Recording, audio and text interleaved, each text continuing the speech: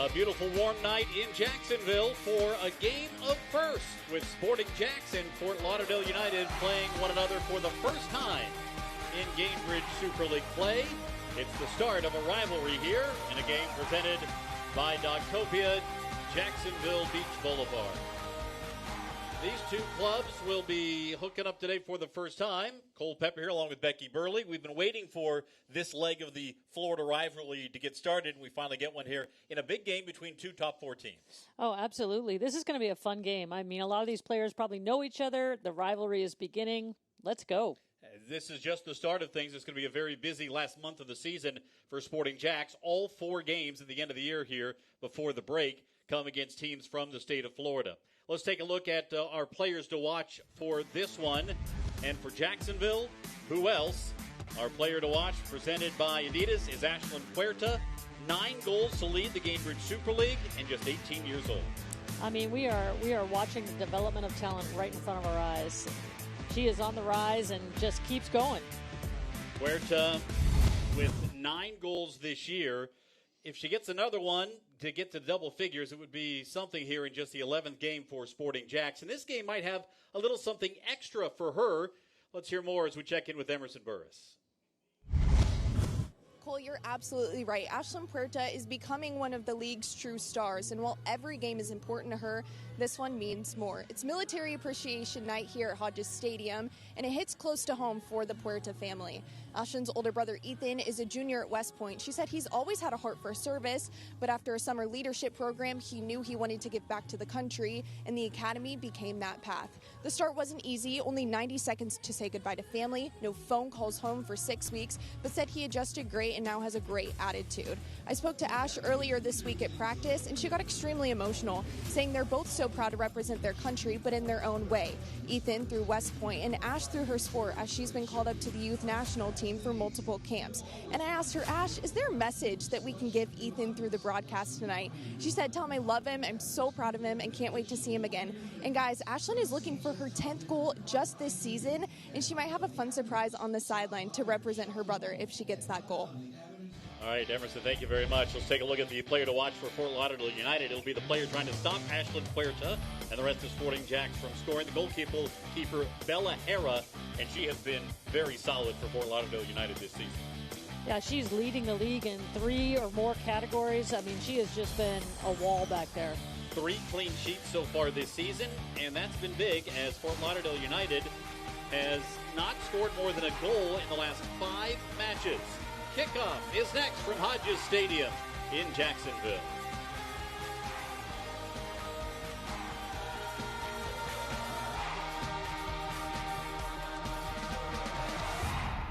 For more than 150 years, Ascension St. Vincent's has delivered award-winning compassionate care across Northeast Florida with 4 hospitals, primary care offices, urgent care centers, and freestanding emergency departments throughout the region. From everyday wellness to advanced specialty care, including heart, cancer, orthopedics, brain and spine surgery, and women's health, we're here for you when you need us most. Get the care you count on, close to home. Learn more at ascension.org/St. Vincent's. At Honda of the Avenues, we do things a little differently. While we may be a high-volume Honda dealership, we always put our customers first, making the car buying experience what it should be: fun, fast, and easy. You'll always find great deals on our huge selection of new Hondas. Plus, when you buy your new Honda from Honda of the Avenues, you get an additional 1-year maintenance. Come see just how different car buying can be at Honda of the Avenues. Stop by or shop from home at HondaoftheAvenues.com. Caitlin Clark, amazing at assists. Gainbridge, the ultimate assist for your savings. But ever since they teamed up, she's taken assisting to a whole new level.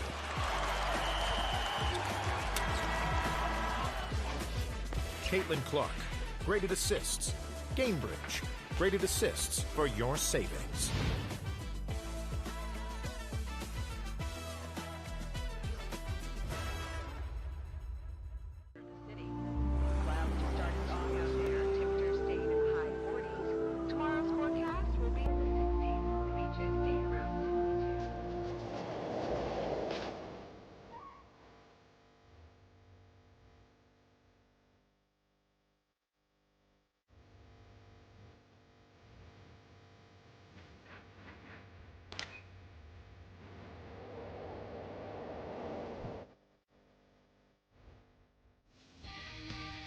Tonight's Cambridge Super League broadcast is brought to you by Ascension St. Vincent's, Adidas, Honda of the Avenues, Echo East Coast Transportation, Sunbelt Rentals, and Gatorade.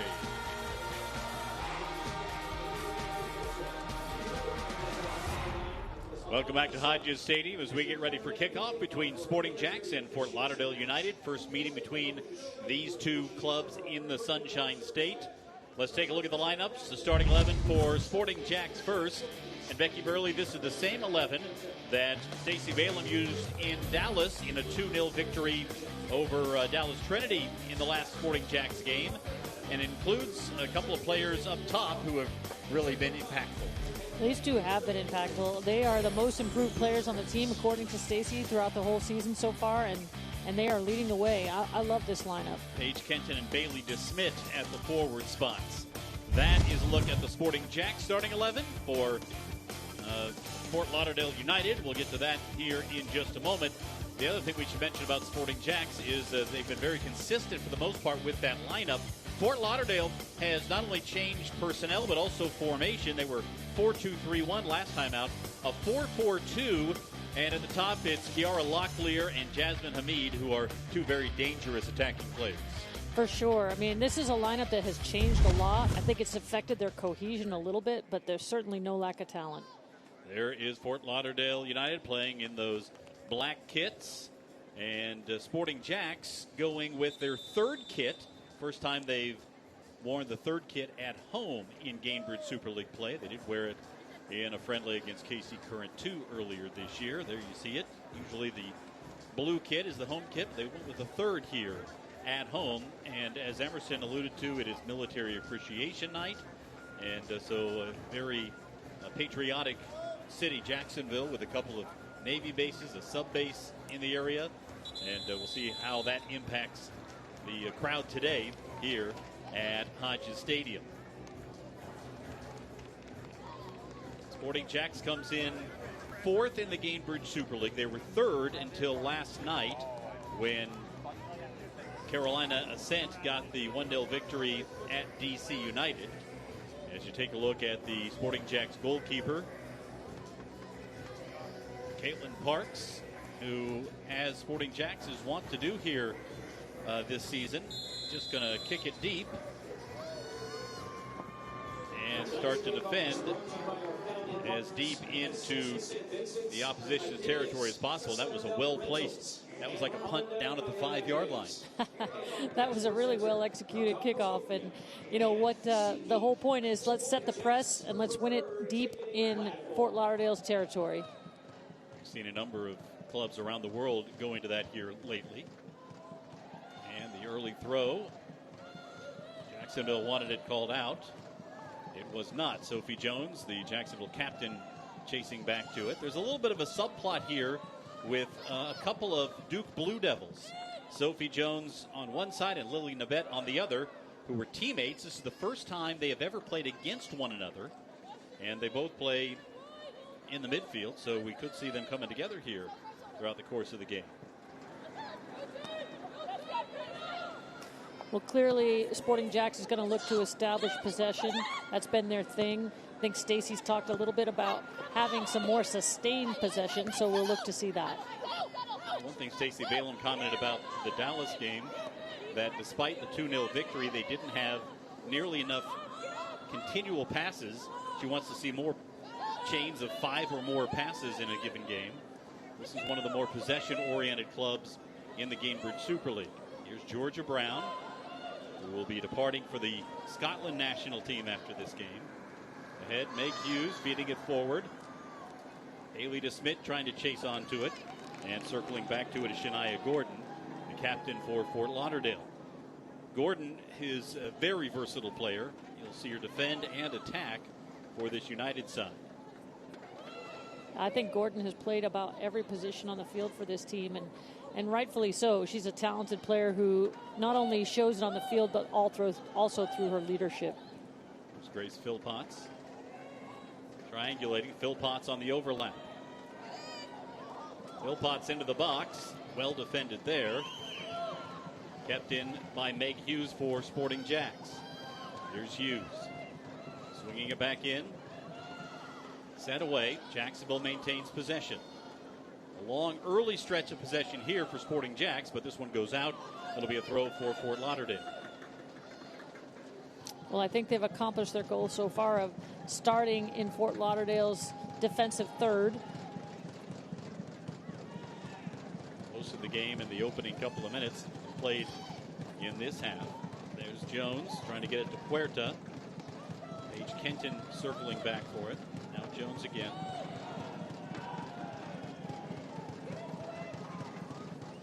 Grace Philpotts ahead to Meg Hughes. Hughes now to DeSmit. Dispossessed the ball, but Hughes right back on it. And then cleared out by Madison McComiskey. Get it past the midway line. Philpotts and Hughes once again exchanging. Hughes ahead into the box. Kenton. And a corner coming for Jacksonville. Nice bit of passing there for Sporting JAX. Lots of action down this left side early.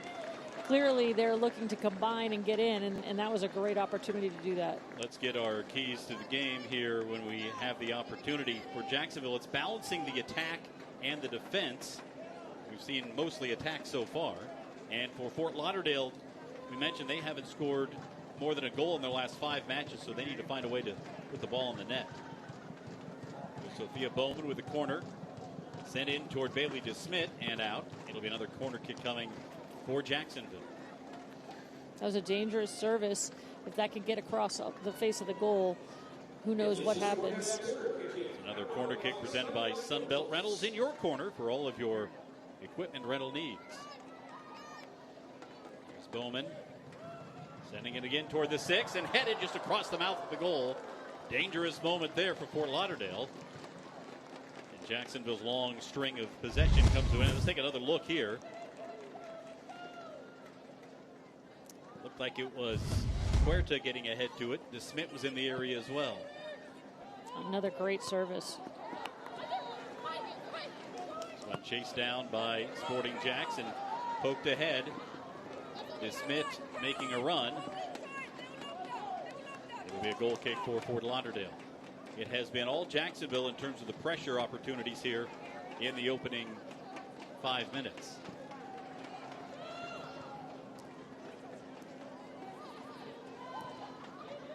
All Jacksonville and all left-sided.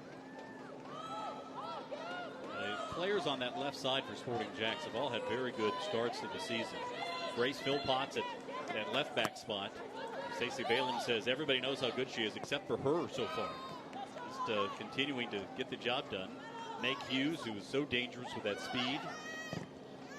And then for tonight, Paige Kenton, who scored 4 goals for Sporting JAX so far this year on that left side. Simpson able to fight that one off. And it will be goal kick coming for Fort Lauderdale. Jacksonville staying with the high line.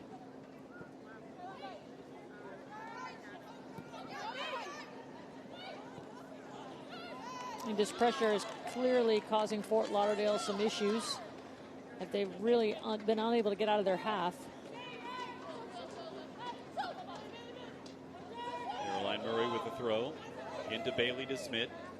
Now Sophie Jones. Rosso came over to defend. And a throw for Jacksonville. Caroline Murray. Throw booted away by Fort Lauderdale, and an opportunity in transition now for United. It's cut off in a hurry by Julia Lester, the right back for Sporting JAX. You saw Bowman coming in with a slide tackle. The ball trickled out of bounds.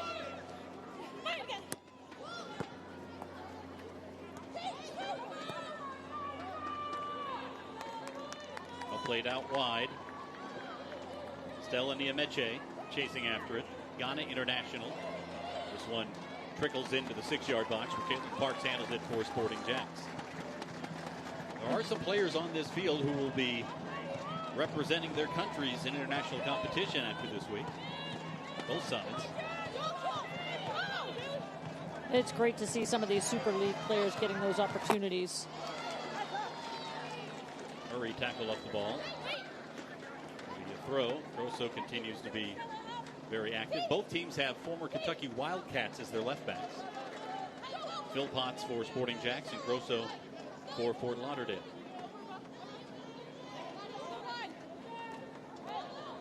Murray the throw. It'll be another throw coming for Jacksonville. A little further toward the goal.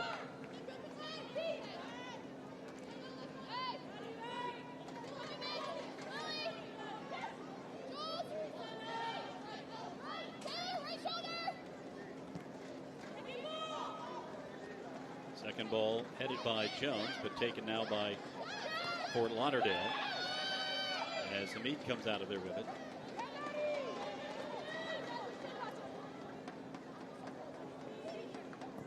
Fort Lauderdale last year went all the way to the Gamebridge Super League finals for falling to Tampa Bay in an all-Florida final. And this year they have put themselves right back in playoff contention, although we're about a third of the way through the season. Still a lot of soccer to be played. But coming into this week, they were second in the league. This one ahead for Paige Kenton. Keeper's off the line. Kenton gets tripped up. Doesn't get a call.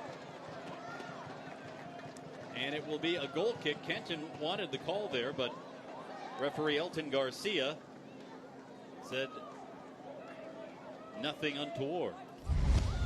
And that was an aggressive play by the goalkeeper coming out here, and might have an argument there, but in the end, the goalkeeper's aggressiveness pays off. Hera's good with her feet. She's comfortable coming out of the box. This one over the top. It'll be a Jacksonville throw. We have seen Kenton create some opportunities with her pace this year. Such a versatile player. She's played as a defender and as a forward. Really settled into one of those forward spots for Jacksonville. Well, she's a threat in behind for sure every time. And it's not just her pace, but her size too. She can really hold the ball up. She's really provided a great attacking threat for Sporting Jax. Foul whistled on Fort Lauderdale. Sophie Jones is going to play it all the way back to Georgia Brown. Here's Julia Lesser, the former Florida Gator. Out wide to Murray.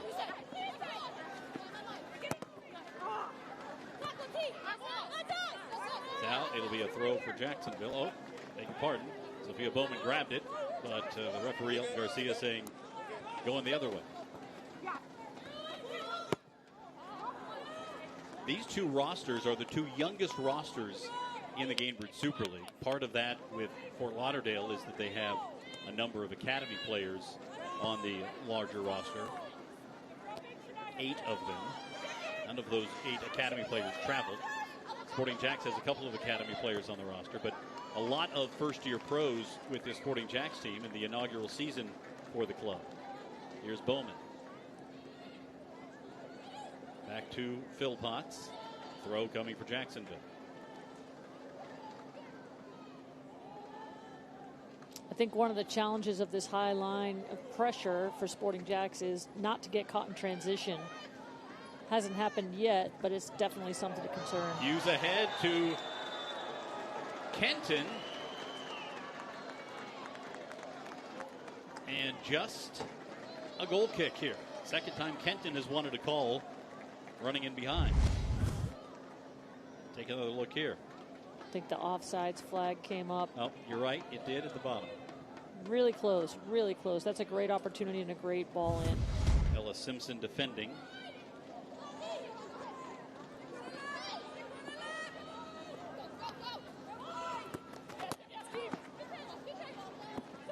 Leicester able to defend.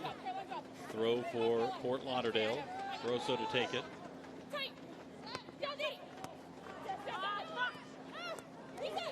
Hamid can't control it. And now a chance for Sporting Jax, but given away. And there's Sophie Jones redirecting one to Philpotts down the left side. Another one over the top, but too much steam on it. And Hera came out off her line to grab it. Yeah, good awareness by Hera to stay up high, especially with that threat in behind. She read that well.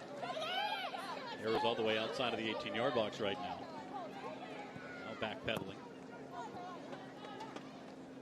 So Lauderdale trying to build out of the back here. And went right to Julia Lester, so well positioned defensively.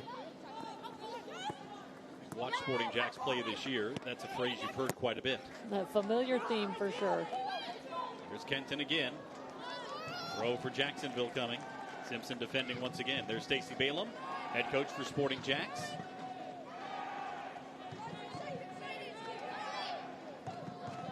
She says she has been very impressed with the way this young team has handled the transition as professionals. Here's DeSmit coming in behind. Gordon chases it down for Fort Lauderdale. Kept in by Philpotts. Here's Puerta. Puerta from outside of the box, pushed aside by Hera. Another good save by Hera. We saw a few of those in the pregame. She's somebody that is a great shot stopper. It's going to take a good one to get past her.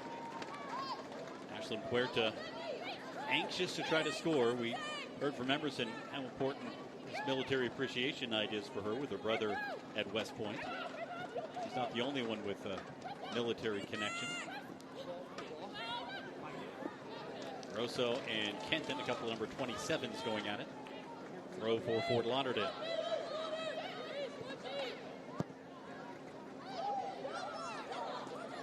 Georgia Brown coming forward from her center back position.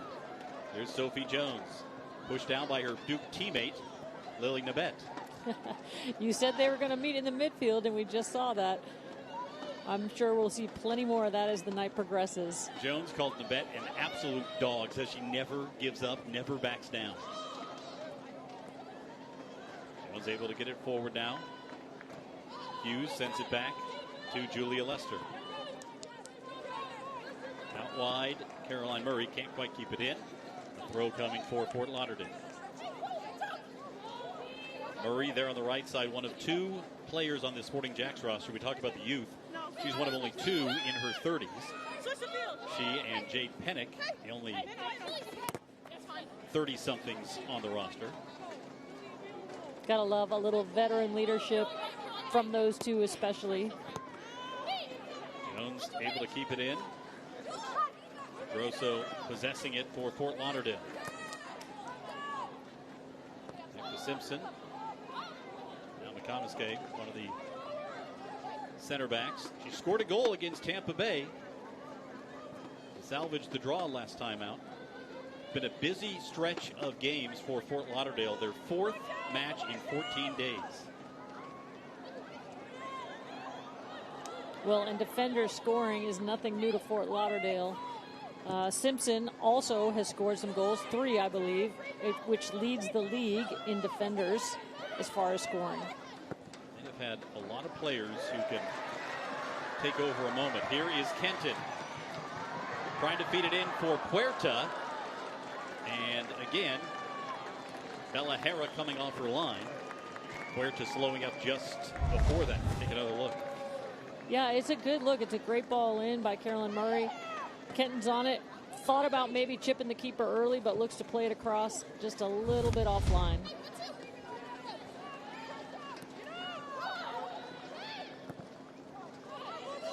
Fort Lauderdale player was down for the moment. This one out wide, a throw for Murray and Jacksonville.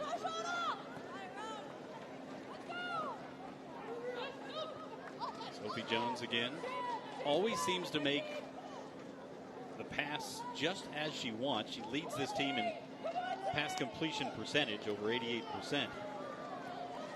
That's a really impressive number, playing in the position she plays, because all of her passes are not just simple square passes. I mean, she's somebody that sets the tack, and she's done a really great job of keeping possession for this team and calming things down.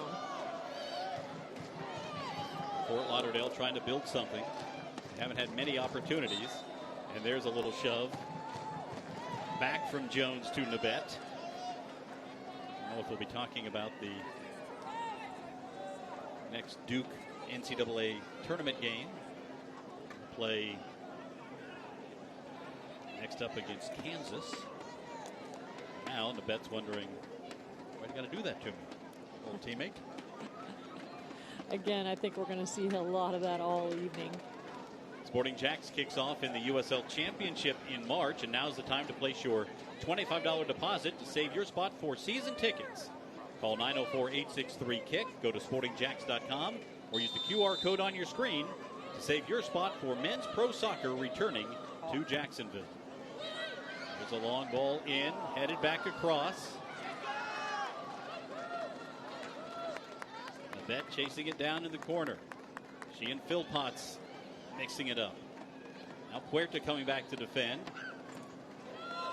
And then chipped ahead by Sporting JAX, and Grosso will chase it back into the center circle.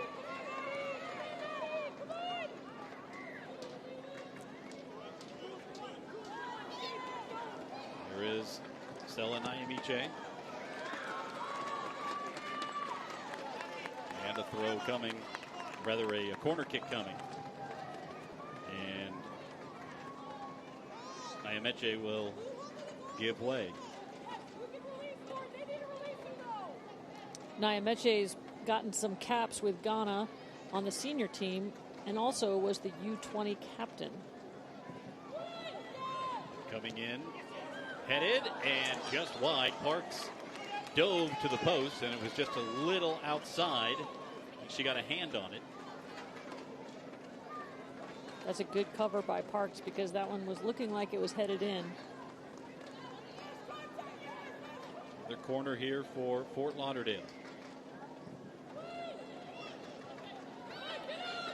Headed away. Puerta trying to chase after it. Grosso coming forward for Fort Lauderdale. And the offside flag is up. Fort Lauderdale starting to build a few opportunities here. We mentioned their recent struggles on the attack. Before the last 5-game stretch, they had been among the league leaders in goals scored, but the pace had slowed down. And it started with a match of unbeatens when they faced Lexington SC the week before Jacksonville went to Lexington.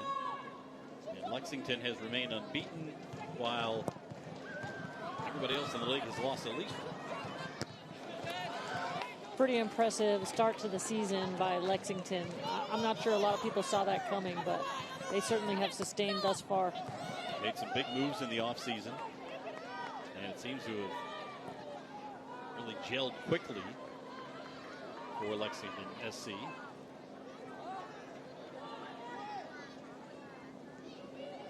Nyamiche pass a little behind. Kenton there with it for Jacksonville. And kick down. It'll be a free kick for Jacksonville from near the halfway line.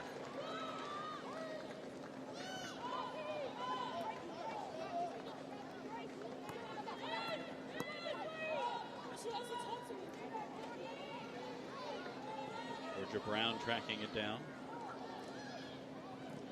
Philpotts, Hughes back to Philpotts.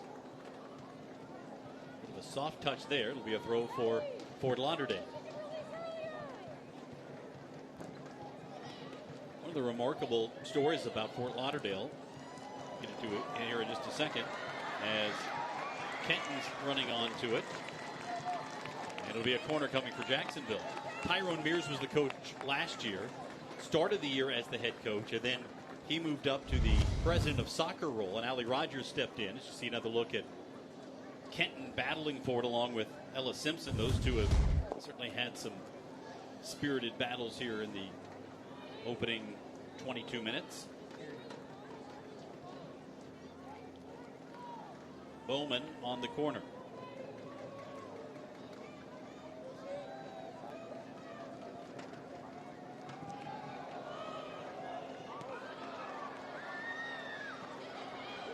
Lester. It'll be a throw for Jacksonville. But to finish the story, the plan all along had been for Mears to get it started and then bring Rogers along as the head coach, and she stepped in and she admitted this week that, yeah, it's a heavier burden, longer hours, but she loves it. And this is a former professional player. Her career ended with a knee injury, kind of similar to Stacey Balaam's start. It's so great to see some of these former players taking on coaching roles. And it's pretty rare for us to see two women on the sidelines coaching against each other in any league. So impressive for tonight to have 2 female head coaches on the sidelines. Yeah, there are 4 in the Gainbridge Super League. All 3 Florida teams have women heading the clubs on the women's side. Trying to get it ahead to Kenton once again. Kenton to the byline. And it's another corner coming for Jacksonville. Kenton continues to create issues, whether it's Laurel Ansbro, who was defending there, or Simpson. Fort Lauderdale defenders have certainly taken their share of bumps from Kenton, who plays a physical style. Bowman with another corner kick coming, brought to you by Sunbelt Rentals. In your corner for all your equipment rental needs. All Bowman needs is a ball round. It's interesting because you would have expected a little bit more of this balls over the top from Fort Lauderdale, and yet that has been a very dangerous situation for Sporting JAX thus far. Bowman gets it on the ground in the middle, trickles through, and headed and in off the body. The offside flag, though, is up on the near side.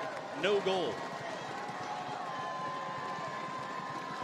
No, it's not the first time that we've seen a trick play on the corner from Sporting JAX.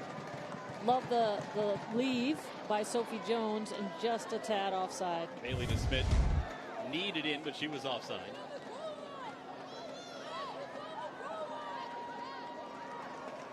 Now she's wondering why the goal kick, or the free kick, is coming from right next to the spot.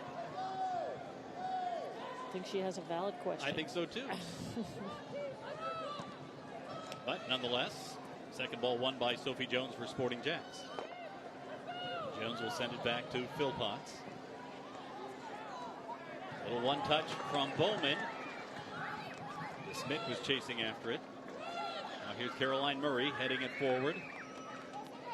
Trying to get it to Kenton. Taken back by Fort Lauderdale. Hamid can't maintain possession. The Hamid-Lester matchup is a good one. All the way through. This is Georgia Brown chasing back in front of Kiara Locklear to win that one. That's an interesting matchup. Locklear so athletic. Georgia Brown big and tall and physical. Locklear almost able to get around her.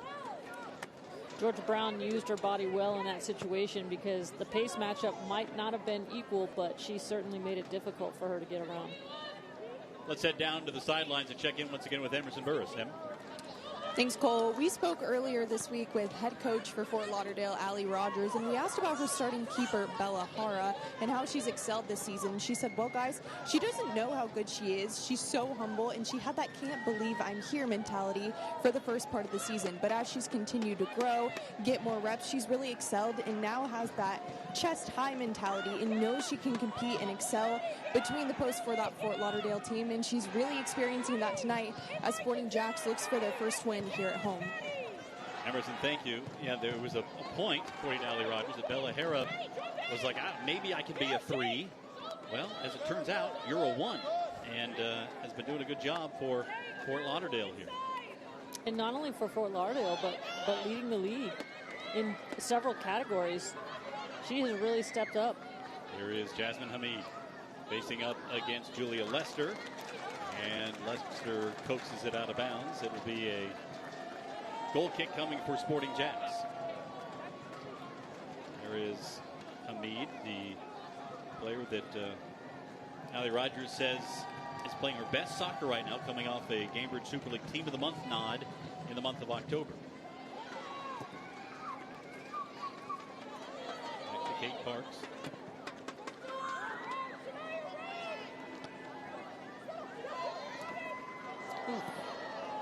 Aggressive tackle there by McConaskey. So far, Elton Garcia has been letting them play. He certainly has. That was a bit late, but, you know, next play speed. She gets back up and right back at it. Now the press is on.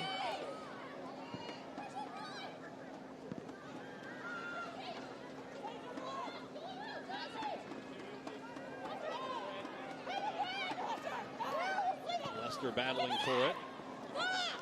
And again, you see the frustration for Fort Lauderdale here, where they're just not able to create much on the attack. It has to be a frustrating time after having had the goals early in the season, and then recently they've been tougher to come by. Nabet now out wide for Hamid. Jasmine Hamid to the byline, and a corner kick coming for Fort Lauderdale. And excuse me, Becky. Enter the Brinks Tires Family Game Day Kit Sweepstakes for a chance to win a prize pack worth up to $4,000. Scan the QR code on the screen to enter today. Yeah, these set pieces are going to be ultra dangerous for Fort Lauderdale because right now it's their best form of attack.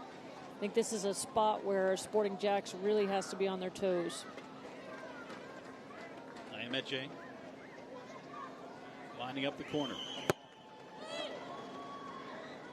All the way over everybody. Goal kick coming now for Jacksonville. Not much to be done with that one. You know, you mentioned it in the pregame. They've had so many different lineup changes with this Fort Lauderdale team, and you kind of wonder if that's part of what's playing into their inability to sustain possession. It's hard to do that with a lot of changes and not people knowing each other as well as they might. Allie Rogers said they have so much talent on the roster that she's had a hard time not just choosing the starting 11, but the 18 for the travel roster as well.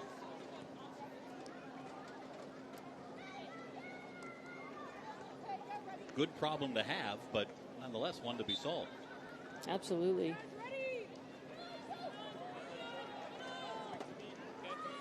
Leicester sending one forward. Kenton. Double teamed. Dispossessed.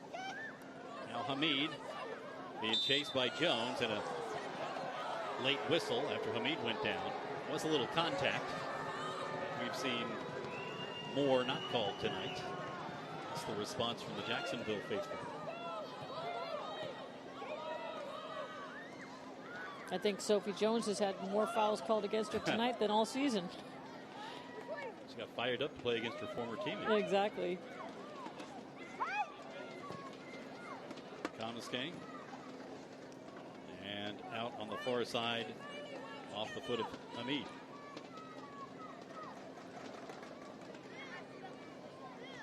Meg Hughes with the throw. Another throw for Jacksonville. They advance the ball. Another ball on the pitch. It's unfortunate that ball's on the pitch because you could tell that Meg Hughes was trying to go quick there.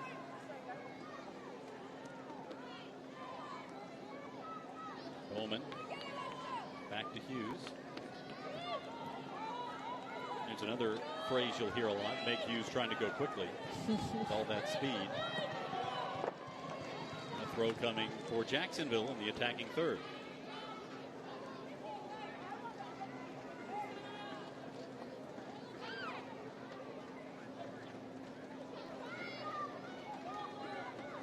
Murray to Kenton. Back to Murray. Now Jones. Kicked by Nabet. This is actually entertaining to watch these two go at each other. Well, when you know the backstory, it really adds something to it, doesn't it? It does. And when you think about Jones, who's really a precision player, this one into the box. Cleared away and out. Ayameche will carry it out for Fort Lauderdale. Georgia Brown back to defend. Offside flag up. That Lily Nabet, who is listed at 5'3", against Sophie Jones, who's not a gargantuan player by any stretch of the imagination, but Nabet is sort of the bulldog in there, and Sophie Jones a little more the precision player. The fact that they've played with each other for so long and now are playing against each other for the first time. Almost a sister versus sister moment here.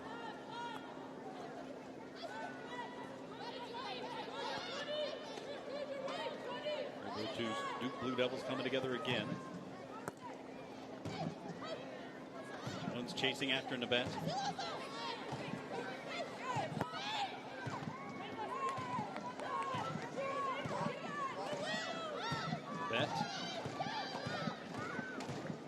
paycheck. And too far once again.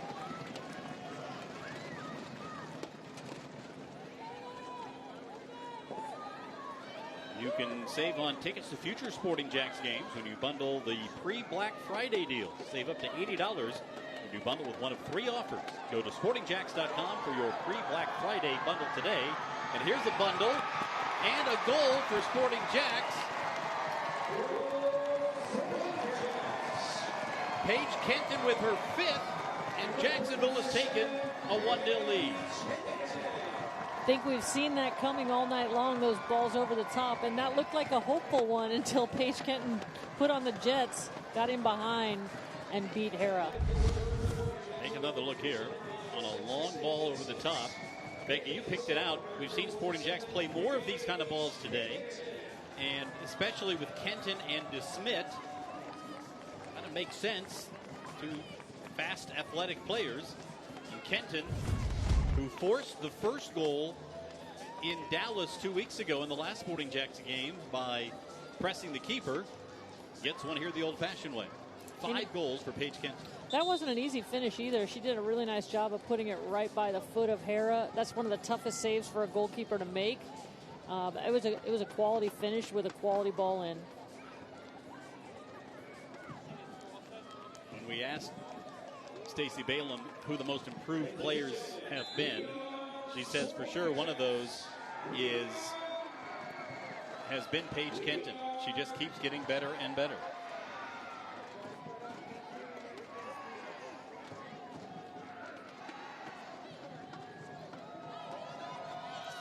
Well, I think this relentless press has been real problematic for Fort Lauderdale.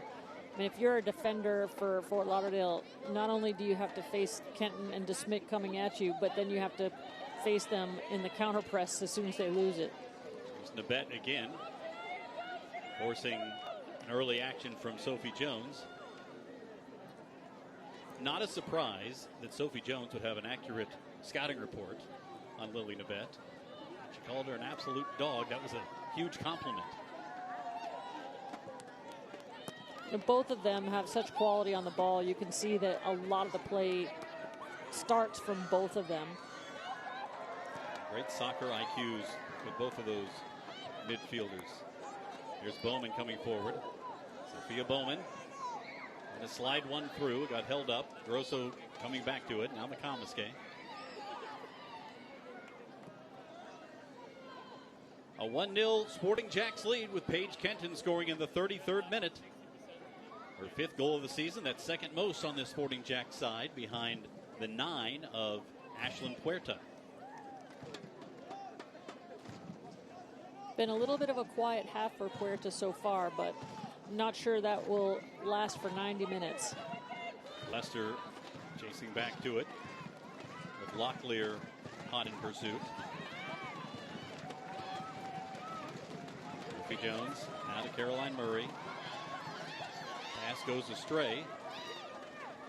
And an opportunity for Fort Lauderdale. Here's Hamid. Firing. Blocked by Parks, who pounces on it. Best opportunity for Fort Lauderdale here in this half. I don't think you can give Hamid that much space at the top of the box. That's a uncontested shot that Caitlin Parks did a good job of blocking. 9 goals in her career for Fort Lauderdale for Jasmine Hamid, including 2 this year. And here's a giveaway in a bad spot. Here's Hamid again.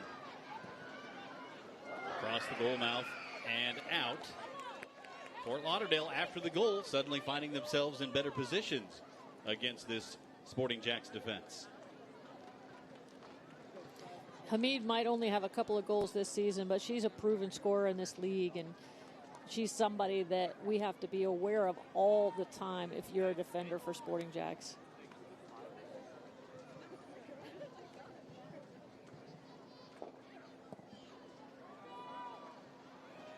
Long ball here from Caitlin Parks. Philpott sends it ahead. Throw in for Fort Lauderdale.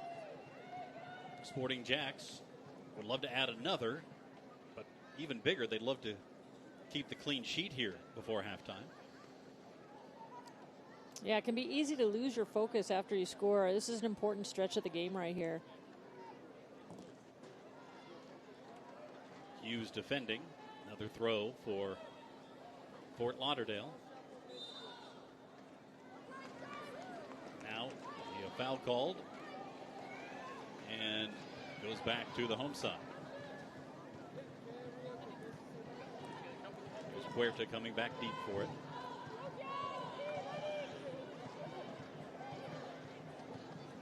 Georgia Brown.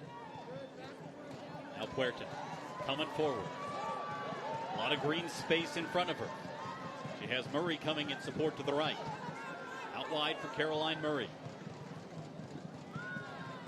Murray looking for a spot. Puerta tried to turn and shoot. Didn't get a lot on it. Easily blocked out. Now here's Locklear with a push from Lester. That one clearly a foul.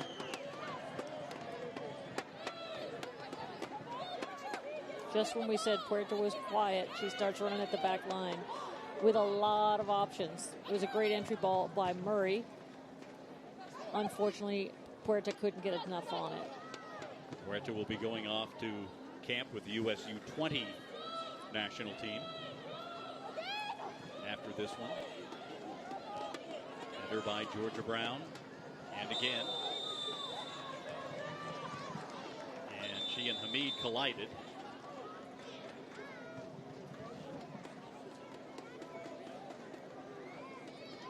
You can see that both Sophie Jones and Georgia Brown not too happy with the whistle here. Let's take another look at the collision. Georgia Brown had position. Hamid came through the back.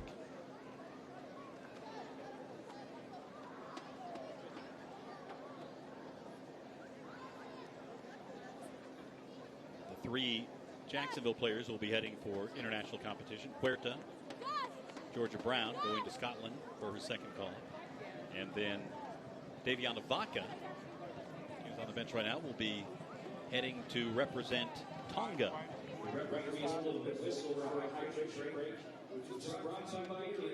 And take a moment here for a hydration break in the 40th minute here in Jacksonville. It has been a warmer than usual evening. It was 85 for the high today, but right now it's room temperature.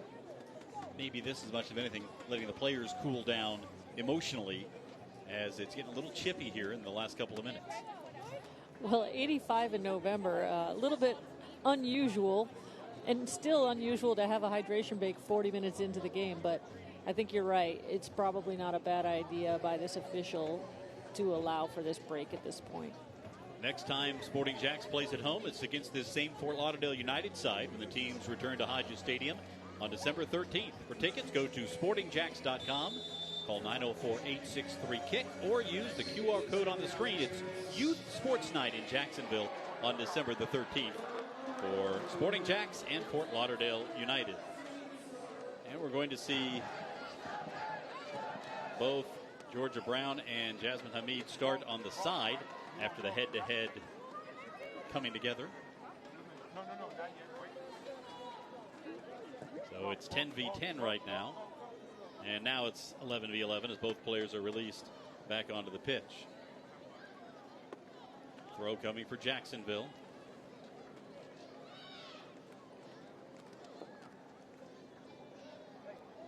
Here's Kenton.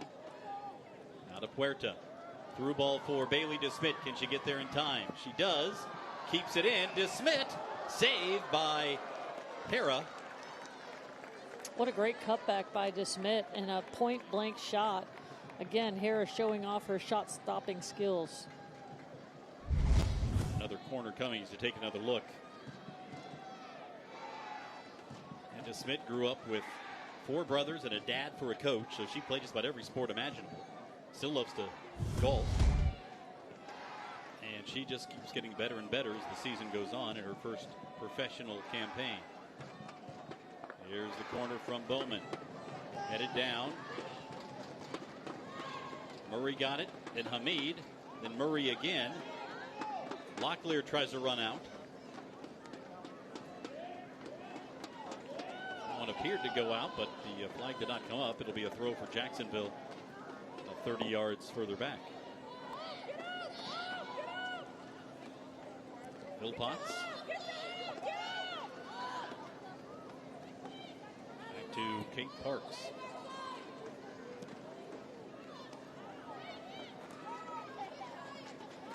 Nearing halftime, Jacksonville with a 1-0 lead. Paige Kenton's 33rd minute goal, her 5th of the campaign, as the home team out in front. We should mention that Sporting JAX has not won a home game in league play so far in their inaugural season. There are a lot of firsts that could happen here tonight in this first meeting between Sporting JAX and Fort Lauderdale United. DeSmit able to poke it away. Kenton tried to send it in behind. Hansgrove tracking back for Fort Lauderdale.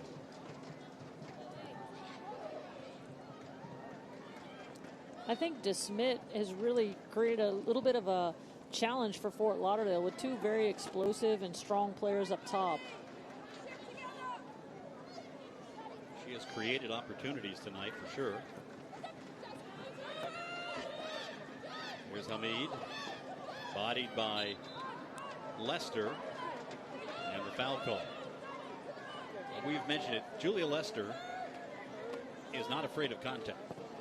No, she's not. And to have a defender who can bring that physicality but also lead the team in passes, that's a great combination. Rosso tangled up, going down with Bowman. Like for a moment they were going to check and see if she got hit in the face. Looks like she's okay. The intensity has ramped up here in the last 15 minutes. Murray keeps it in. Kenton to Bowman. At Puerta coming forward, couldn't connect. Now recollected by Sporting JAX. Out wide for Murray. DeSmit sends one for Kenton. Puerta coming down the middle. Kenton to the byline. Sends it to the top of the 6. It's played away by Fort Lauderdale. Now opportunity perhaps for a counter for United. Grosso, they're going to play it back a little more conservatively with Taylor Smith, the 18-year-old, former Fort Lauderdale Academy player who's the first to go from an Academy contract to a pro contract with the club. Great example of the pathway to pros that the Gamebridge Super League affords. We're hearing 1 minute of stoppage time. Ooh, big collision there as Kenton went down. She appealed for a call. Didn't come. It'll be a throw for Fort Lauderdale.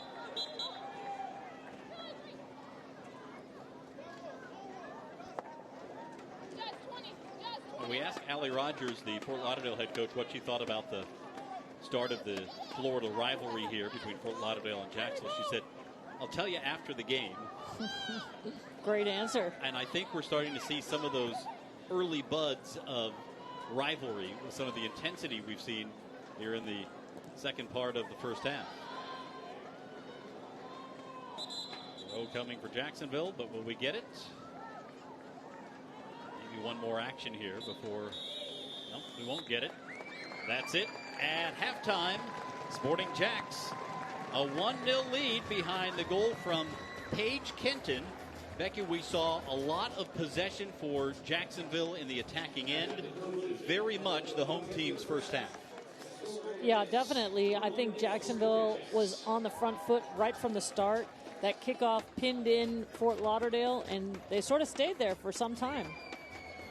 It's the Fort Lauderdale team, again, looking for multiple goals. They haven't had that in their last 5 games. They'll need that if they're to win here in Jacksonville to start this Florida rivalry off. Sporting JAX looking for the first home win of Gamebridge Super League play. Despite the fact they haven't gotten 3 points in a game at home, they're still in playoff positioning here in the early stages. And one of the players who has been so important, particularly over the last month, is Paige Kenton, who got the goal in the 33rd minute. She's standing by with Emerson. Stacey Balaam said to us this week is that your team cannot lose focus and you have to stay awake against this Fort Lauderdale team or they will hurt you. How do you stay awake in the second half? Yeah, I think we need to focus on what we did well for the first 30 because I think in that last 10, that focus started to slip and you saw them get more chances. So I think, looking back at what we did right and talking as a group just to keep that focus going. You have that one goal. What momentum does that give you going into the second half to hopefully get that first one at home? I think it's nice momentum, but obviously we can't rest on that. This Fort Lauderdale team has a lot of attack, so we need to put a few more in. Paige, thanks so much. Thank you. Guys. Thank you, Emerson. Well, some wise words there from a magna cum laude neuroscience grad from the Ivy League at Penn, Paige Kenton. Sporting JAX, the halftime lead 1-0. Back with more at Hodges Stadium right after this.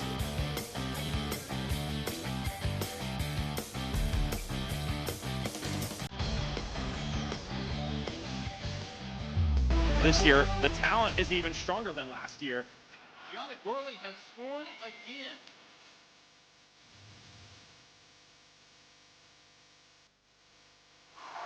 The first goal in Sporting JAX history.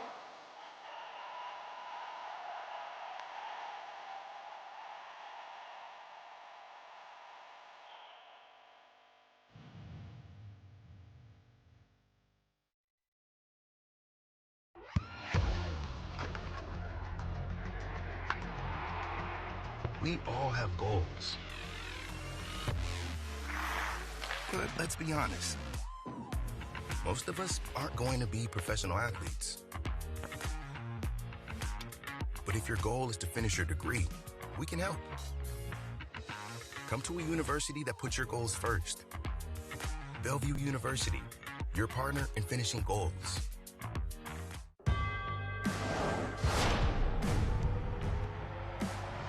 Prinks Tires in the USL help soccer journeys everywhere to drive harder. From city playgrounds to suburban sidelines. From early mornings to late nights. From fun with friends to winner takes all. From the biggest fan to the biggest heart. And at every turn, Prinks Tires will be there for the long haul. At Florida Blue, we're constantly solving to make healthcare better for the people of Florida.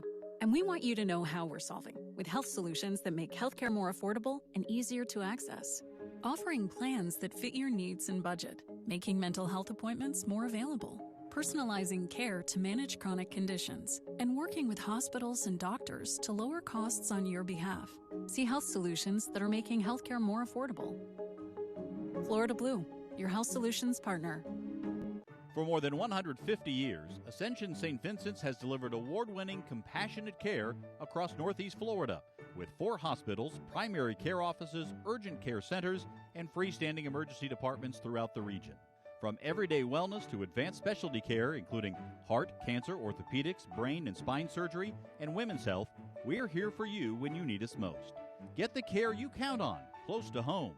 Learn more at ascension.org/St. Vincent's.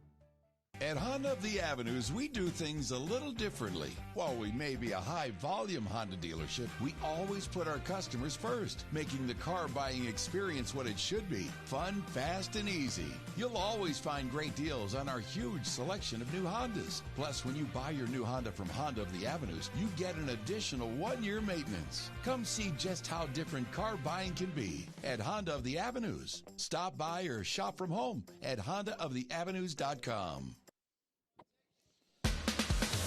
Welcome back to Hodges Stadium on the campus of the University of North Florida in Jacksonville. Sporting JAX with a 1-0 halftime lead behind the 33rd minute goal from Paige Kenton.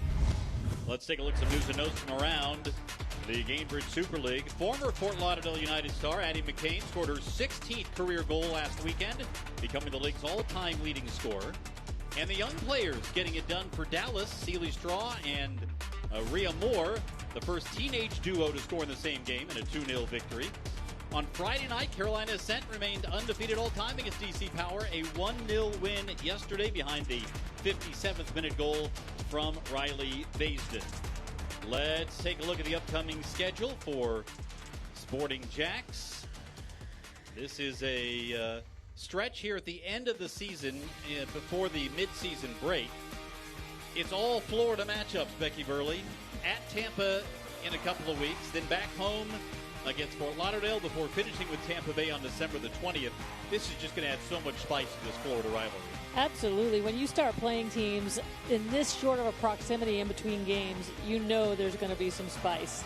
All right, let's take a look at some of the out-of-town scores around the Gamebridge Super League. We mentioned the Carolina win last night. Earlier today, Brooklyn a 1-0 win over Spokane Zephyr. Sophia Lewis scoring in the 74th minute for Brooklyn. And how about this at halftime? First place against ninth place in the league. And it's all level in Tampa. Tampa Bay Sun getting a goal from Sabrina McNeil to equalize after Kat Berry's 12th minute goal. It's going to be quite a race to the postseason in the Gamebridge Super League. Maybe as good a race as we have going on here with the Dino Dash here in Jacksonville. But a lot to come here in the Gamebridge Super League.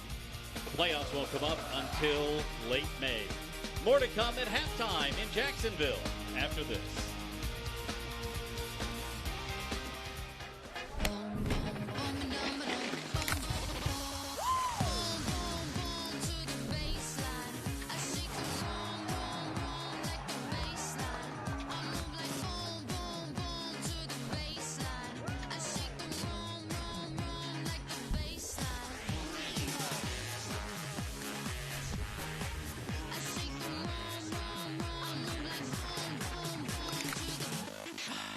We are a river city, a bold city, the First Coast, a place to create and to belong.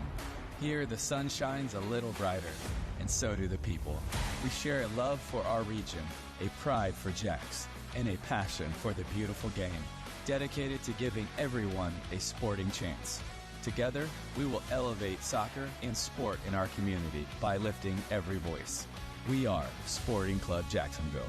We are Sporting JAX. For more than 150 years, Ascension St. Vincent's has delivered award-winning compassionate care across Northeast Florida with 4 hospitals, primary care offices, urgent care centers, and freestanding emergency departments throughout the region. From everyday wellness to advanced specialty care, including heart, cancer, orthopedics, brain and spine surgery, and women's health, we're here for you when you need us most. Get the care you count on, close to home. Learn more at ascension.org/St. Vincent's. At Florida Blue, we're constantly solving to make healthcare better for the people of Florida. And we want you to know how we're solving with health solutions that make healthcare more affordable and easier to access. Offering plans that fit your needs and budget, making mental health appointments more available, personalizing care to manage chronic conditions, and working with hospitals and doctors to lower costs on your behalf. See health solutions that are making healthcare more affordable. Florida Blue, your health solutions partner. At Honda of the Avenues, we do things a little differently. While we may be a high-volume Honda dealership, we always put our customers first, making the car buying experience what it should be: fun, fast, and easy. You'll always find great deals on our huge selection of new Hondas. Plus, when you buy your new Honda from Honda of the Avenues, you get an additional 1-year maintenance. Come see just how different car buying can be at Honda of the Avenues. Stop by or shop from home at HondaoftheAvenues.com. Come on, Marsha, let's go. Marsha, no.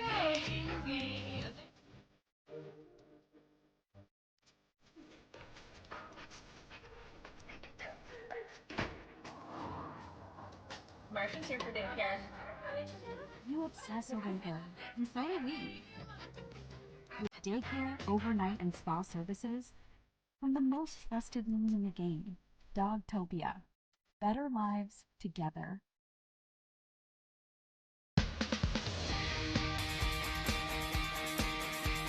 A mad dash at halftime. Orange wins. Here at halftime, Sporting Jacksonville, a 1-0 lead over Fort Lauderdale United. Oh, it's rough after a sprint, isn't it? Let's take a look at the first half highlights. Sporting Jacks on the front foot almost from the get-go. A lot of opportunities for the home team. Ashlyn Puerta here on a ball pushed aside by Bella Hera nicely. That wasn't the only opportunity for Sporting Jacks. Caroline Murray setting up Paige Kenton. And Paige Kenton had a big first half. She certainly did. Opportunity after opportunity. If I'm a Fort Lauderdale defender, Man, I'm tired of seeing her run at me. Bailey DeSmith also made an impact in the first half. The two Sporting Jax forwards had chances and certainly tested Bella Hera in that first half. Sporting Jax finally broke through. Meg Hughes over the top to Paige Kenton. One touch and then the finish. Those are the halftime highlights presented by Honda of the Avenues. Paige Kenton's 5th goal of her rookie campaign for Sporting Jax. Take a look at some of the numbers. You see the shots and shots on target in favor of Sporting Jax, possession in favor of Sporting Jax, corners in favor of the home team. Pretty significant numbers here, Becky, that I think really reflect what we saw in the opening 45 minutes. I agree. I think the possession's a little bit low for Sporting Jax, but I think that direct style of Fort Lauderdale is something to be worried about in the second half. I think they have some attacking players that can get in behind, and that's something Sporting Jax is going to have to deal with. We'll keep an eye on that in the second half, as well as any halftime substitutions. Sporting Jax looking for the first home win in league play here at home.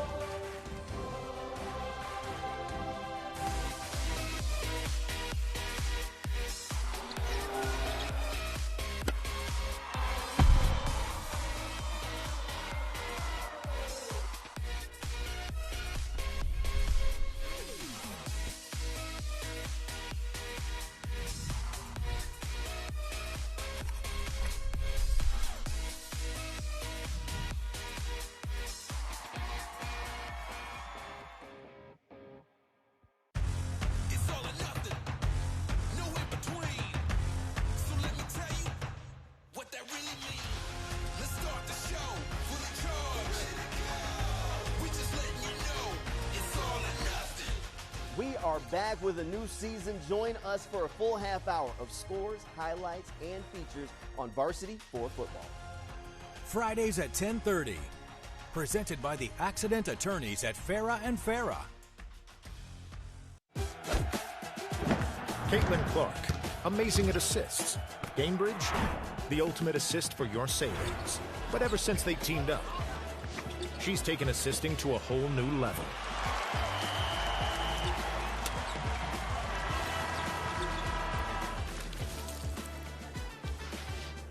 Caitlin Clark, graded assists. Gamebridge, graded assists for your savings.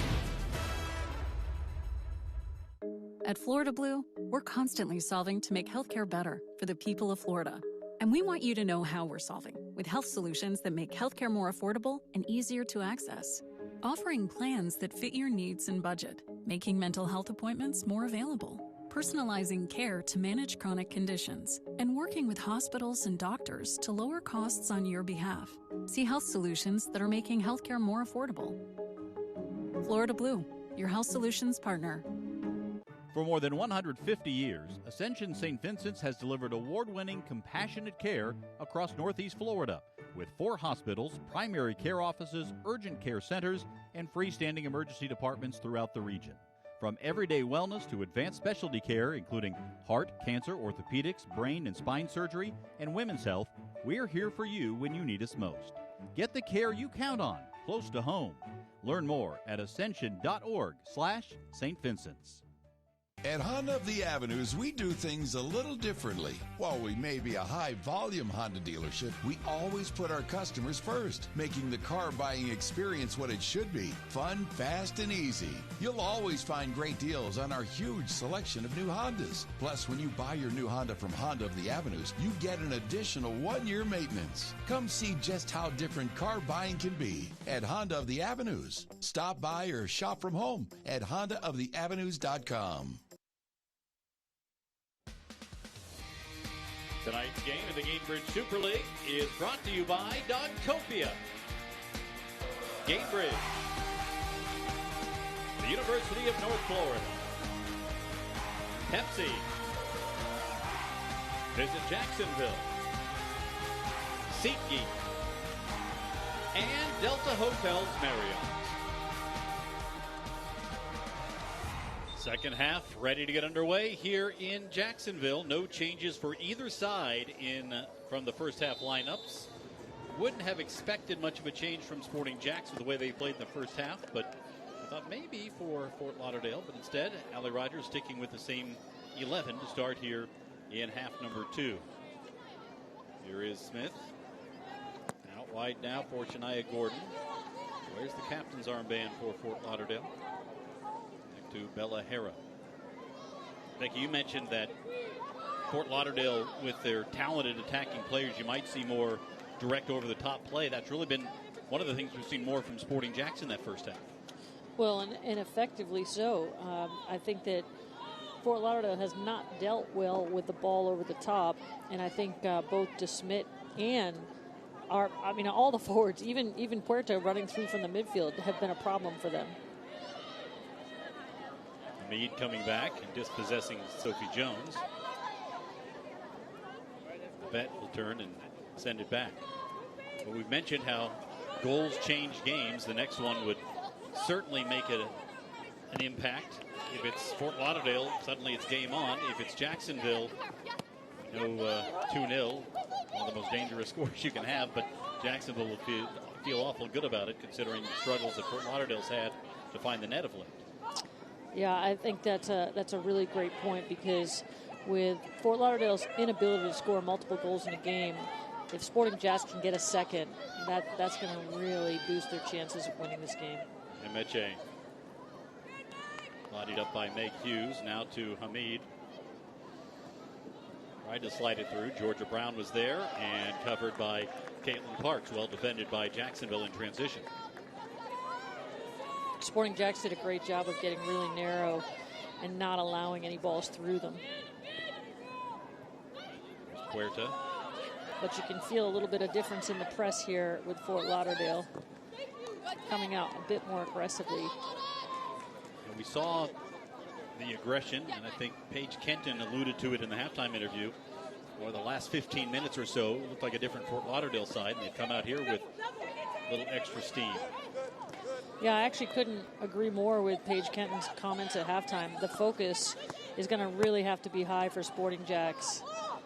This is a team in Fort Lauderdale that's going to look for the equalizer.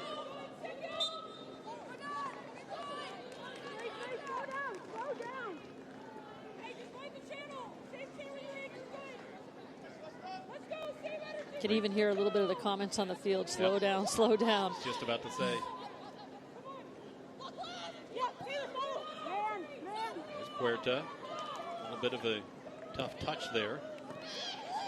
And again, Fort Lauderdale with possession. Hamid juggling. Puerta defending along with Meg Hughes. And Puerta grabbed by Nabet. A flag football tackle there. Don't think she was going to get away with that one. Nope.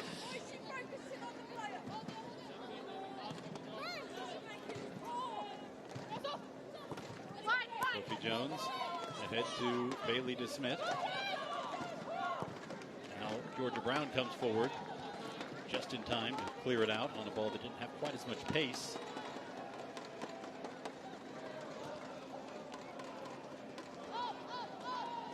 This will trickle back to the keeper, Caitlin Parks. I mean, you could even see Fort Lauderdale sending more numbers to press, and particularly when they get into wide areas, looking to press and keep that ball on one side. What a great ball that was from Puerta. Here's Sophie Bowman. Ahead, Kenton, another chance. Saved by Bella Hera. There'll be a corner coming for Jacksonville. In addition to Military Appreciation Night, there's also a food drive going on tonight with Sporting JAX, supporting Feeding Northeast Florida this holiday season. And you can make a donation to help feed the hungry in our community. Use the QR code on your screen to donate. And when you do, you'll receive 2 tickets to the December 20th match against Tampa Bay. Hera's going to be up for Save of the Week with the saves that she's made in this match. That was a really, really nice save. She's had the opportunities, hasn't she? Here's Bowman going along the ground. And Puerta will run back to accept the ball from Stacey Balaam. Now Hughes with a throw for Sporting JAX. Impressed with the variety of corners that Sporting JAX is looking to use. They've really got some trickery happening that it's not just a service. You know, they've really got a little bit of a savviness about them with their set pieces. Matt Cosgriff, the goalkeeper's coach, is the one who draws up most of the set pieces and corners. Well, let's give him a shout out. It's been some good variety. Of course, there are a lot of clubs in big European leagues that might employ a full-time set-piece coach. Not necessarily the case in this part of the world, but to have a goalkeeper's coach as good as Matt Cosgriff, who also has those set pieces and corners down. Alan Kirkup has a few he can draw up as well from the memory banks. Off Kenton. And tracked down by the Energizer bunny of Sporting JAX, Sophie Bowman. Here's Puerta. Ashlyn Puerta. There's 10. The 18-year-old with her 10th goal of the season. She continues to develop and to deliver. I mean, that was a laser. She got a good look at it. There was nothing Hera could do about that one. And now let's follow here with Puerta. She's pulling out the West Point banner to show her support for her brother, who is a junior at West Point. Take another look here. Just a laser beam.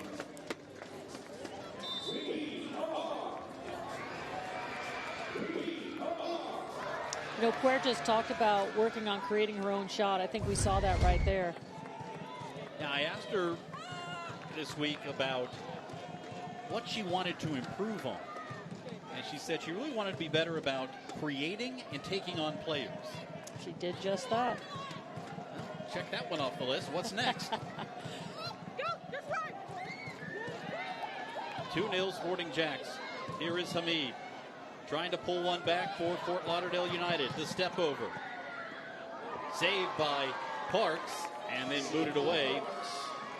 Nice save by Parks, who got her hands on it. And here is a moment in the game where there's a Sporting JAX player down, and it's Puerta. You know, Hamid certainly has been dangerous. That's about her third good look that she's had. I feel like they're giving a little bit too much space to her because she's got a pretty quick release, and I think there's going to need to be an adjustment to step up and take that away. Everybody holding the breath now on Puerta, hoping this thing isn't anything too serious.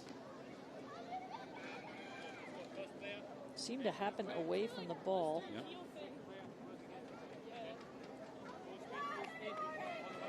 Sophie Bowman is over there.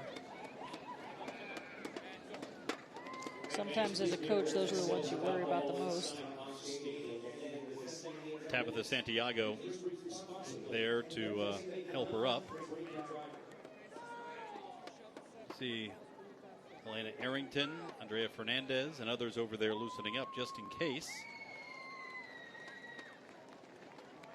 If Helena Arrington gets in this game, would that be not her first action of the season? Would be in Gamebridge Super League play. Here is, you see the grimace on the face of Ashlyn Puerta.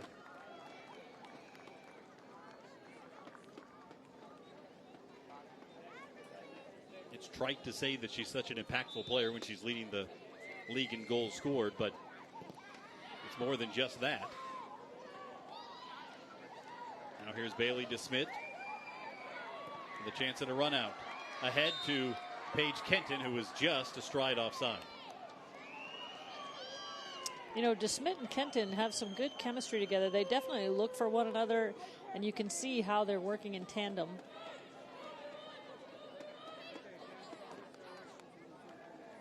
It'll be interesting to see what kind of substitution Jacksonville makes if they are going to sub out Puerta.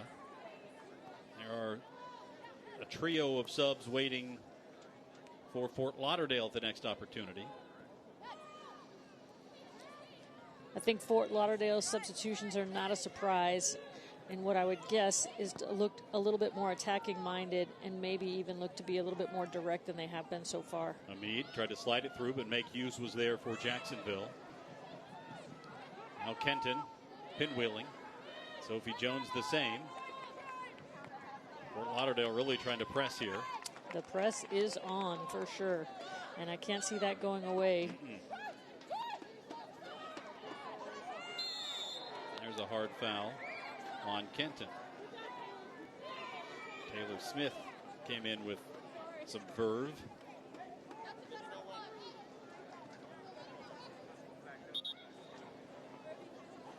And now we're going to see some of the substitutions coming.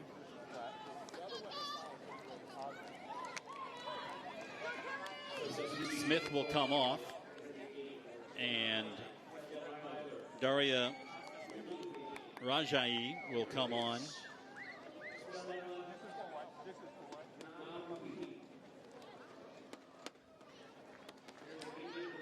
Daria has really provided a spark off the bench for Fort Lauderdale, so it's no surprise that she comes in.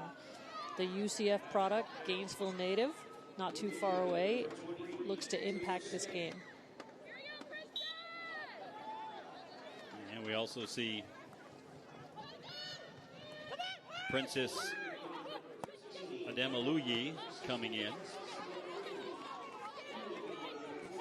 Impressive, Cole. Very impressive. I may just go with Princess the rest of the way, if you don't mind. This is a player that brings some size, power, and pace. She plays with the England U20s. I was actually surprised to not see her start, so I think Princess is going to add some offensive weaponry. Sporting JAX has made the move, subbing out Puerta, and Maddie Kemp is in. So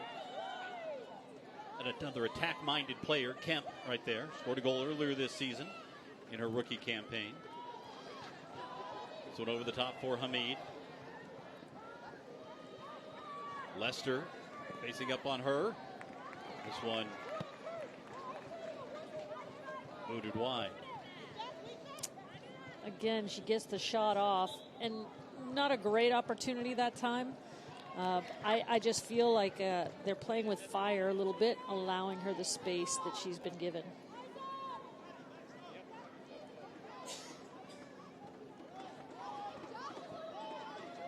Select, the official match ball supplier of the Gamebridge Super League and many elite leagues throughout Europe. Visit us.select-sport.com for the latest Select products, specials, and more. Select, the player's choice. There's Meg Hughes, given some space with that speed. Out wide. All the way across. DeSmit with a shot. It was deflected. And it will be a corner for Sporting JAX. They broke the press really well there, and the ball in was a terrific one. Unfortunately for the deflection, otherwise I think that might be in the back of the net. Smith scored a late goal in Brooklyn in what was a wild game for Sporting JAX.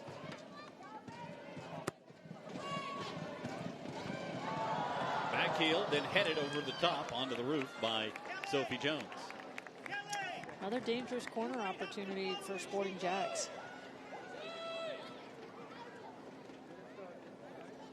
I think we've seen a lot of progression in that area for Sporting JAX. Early in the season, it felt like they were getting tons of opportunities with not a lot coming out of it.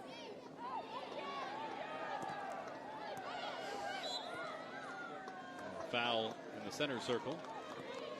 Caroline Murray was chopped down. It'll be a free kick for Sporting JAX. There's Phil Potts.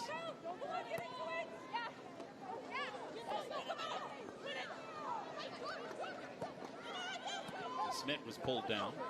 Got back up. Here she is with it. Now out wide. Here's Sophia Bowman. Headed away.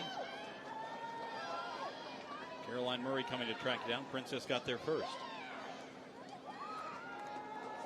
Couldn't connect with Hamid. Chipped ahead and chased on by Paige Kenton.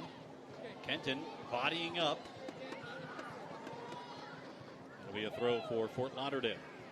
We've crested the hour mark. Sporting JAX with goals from Paige Kenton and Ashlyn Puerta. 33rd minute for Kenton, 52nd minute for Puerta, who's now out of the game with an injury. 10 goals for Ashlyn Puerta. We should point out that last year, the leading goal scorer in the Gamebridge Super League scored 13. And we're not even to the halfway point. Not even to the halfway point.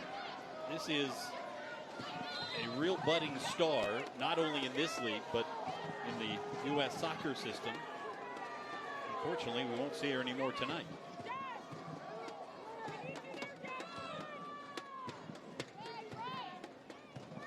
I'm sure with international duty looming, Stacey Balaam is going to be a little bit more conservative with Ashlyn as well. Would make sense. Here's Bowman on the run. With Smith coming down the middle. Back to Hughes. Now Sophie Jones. Philpotts. Hughes. Set across, and a great opportunity there. Kenton just pushed it wide. That's one she'll want back. Great cross by Meg Hughes. Kenton just didn't hit it as she would like. That was a quality cross. Bending away from the keeper, corridor of indecision. You're right. Kenton's going to want that one back because that was served up on a platter. That close to her second goal of the night and a 3-0 lead. Not an easy volley. You have to go airborne like that, but she'll be replaying that one in her head all night.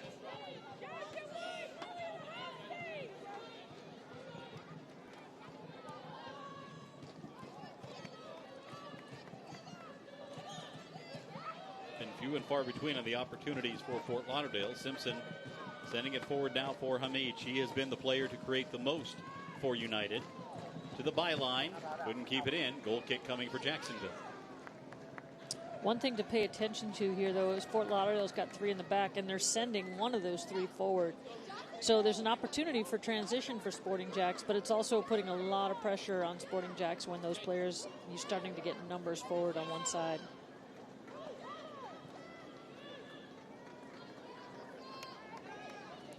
Sporting JAX is certainly one of the areas that Stacey Balaam has been working on with her team, is closing out games. They've done a better job of it of late. Early in the season, it was a bit of a bugaboo. Now they're up 2-0, 63rd minute. And trying to close things out at home here and give the fans at Hodges Stadium their first taste of victory in Gamebridge Super League play. Here's Philpotts. Hughes out wide once again. Again sends one toward the keeper. This one goes onto the roof. Well, one of the things you mentioned, Cole, for keys to the game for Sporting JAX was that combination of offense and defense. They've gotten their 2 goals. Now can they close it down and hold on to this clean sheet the rest of the way? One of the things Stacey Balaam talked about was, yeah, we want to defend with the ball, but also we want to be able to do something with it when we've got it. And this is a possession team, as we've talked about, but also being able to be more resolute in certain situations. And as the clock starts to move its way up toward the 70 or 75th minute, interesting to see if Sporting JAX will change their shape at all. It will be. I think the most interesting thing we're going to watch is the press for Fort Lauderdale and how Sporting JAX deals with that, because certainly they have the ability from a possession standpoint to break presses, but there's a long time left in this game. Sophie Jones, the interception. To Maddie Kemp. Back to Sophie. Now to Kemp again. Former Gonzaga star who finished her career at Kentucky. Here's Kenton. Now Kemp. Trying to find a little sliver of space. Sophie Jones. Bowman will shoot from long range and send it over everything. You can see that Kemp was thinking about trying to shoot from long range. She loves to do that. And Bowman, who's willing to uncork one from distance as well, did find a little space. It's good to see Sophie Jones, though, being patient in that attacking third and looking to switch the point of attack, because when they're sending that many numbers to press, certainly there's got to be some space somewhere. There's a takeaway by Jones again. Now Hughes with Gordon trying to track her down. Got a handful of the jersey. Hughes turning. Now back to Grace Philpotts. Little 1-2. Philpotts. And she wins a corner for Sporting JAX. You can see the frustration in the Fort Lauderdale players when Sporting JAX is able to break that press. If they can continue to do that, I think they will break the will of Fort Lauderdale. And this is a team in the last 5 games, Fort Lauderdale, they've either scored 1 or no goals. So 2-0 would be like a big uphill. And 3-0 might look like Mount Everest. Corner kick presented by Sunbelt Rentals. Swung in, headed all the way through. Will be a goal kick for Fort Lauderdale. And I see that Jade Pennick has moved her way. Beg your pardon. Another corner for Jacksonville. Jade Pennick has come over to the scorer's table. Let's see if that's a forward change here coming. Jade.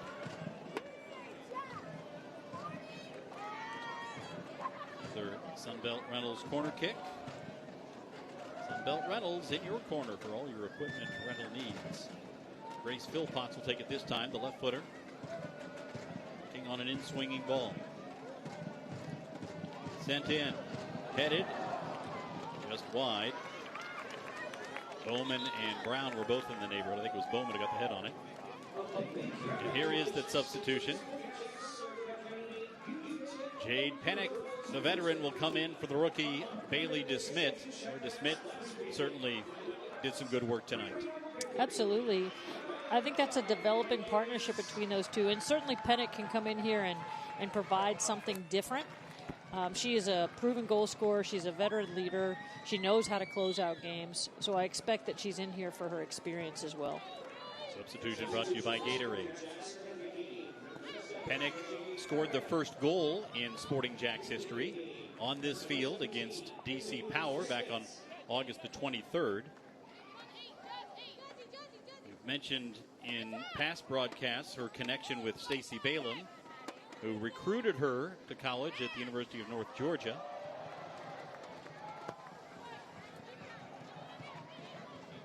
This ball hangs at the top of the 18, intercepted by Hughes.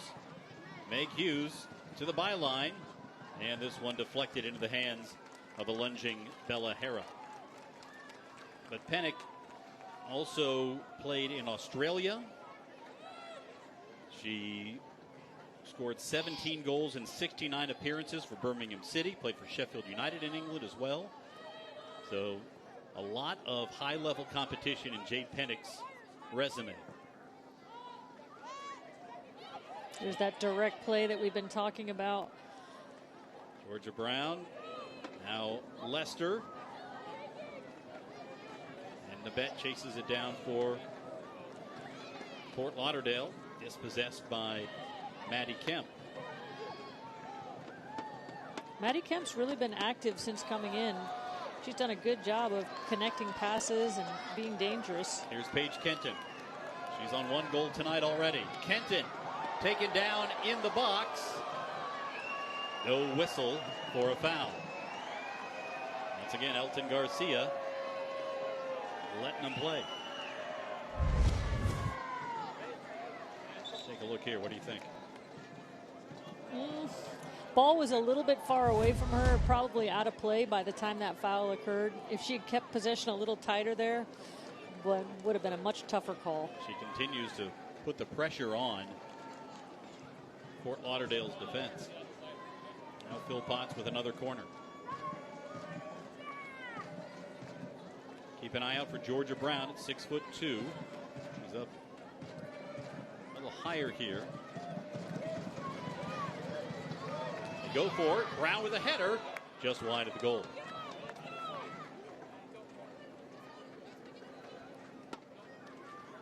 Brown is certainly an offensive weapon on any set piece, and her ability to cut out balls that have been sent direct from Fort Lauderdale has also been key defensively.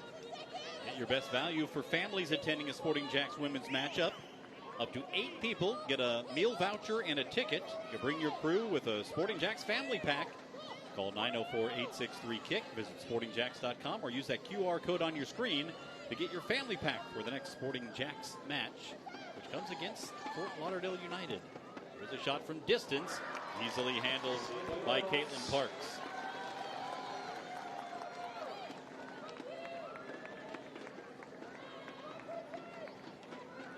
Lester ahead to Kemp. Now back to Caroline Murray. Bowman. Here's Hughes. Little 1-2. Hughes tried to use her speed. Couldn't quite get there in time. Now throw in coming for Sporting Jacks. But when you're Fort Lauderdale, Becky, at this stage, 71st minute, Allie Rogers must be thinking any half chance you got to take at this point. Absolutely. I have a feeling that this game isn't over yet, but in saying that, Fort Lauderdale hasn't really sustained anything from an attacking perspective. I think the transition game is going to be big for them in this last 20 minutes. Use the throw. Here's Pennick.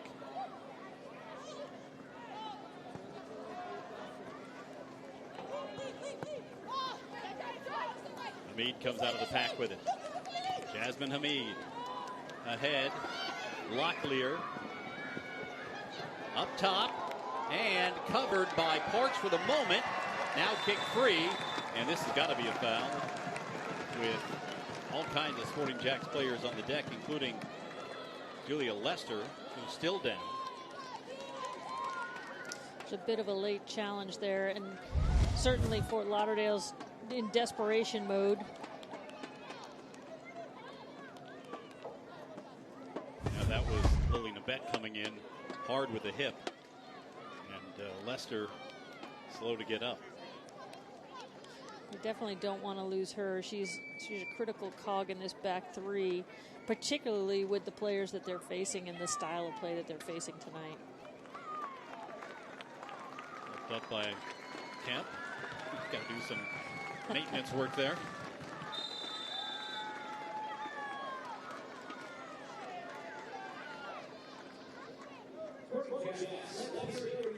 Lester is the Iron Woman. Fully expected her to get up, but that was a late challenge and a difficult one.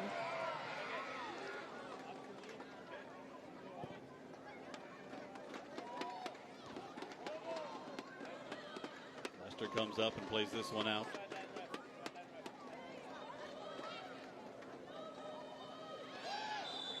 Now played through, and they're going to call Lester. And a yellow card on Lester. She and Princess got tangled up. First card issued in this match. Which is surprising given the physicality of the match so far. Yeah, first half hour wasn't quite as physical, but since then, certainly has been. Yeah, you grab the shirt like that. That's a pretty obvious one. That's pretty clear. This is a dangerous set piece, though.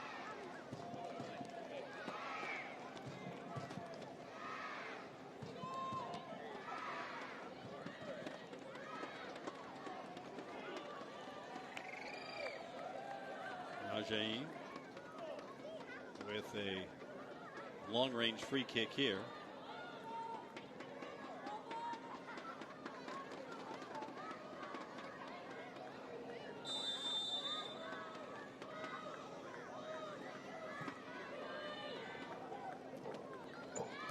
All the way in and through, blocked once by Georgia Brown.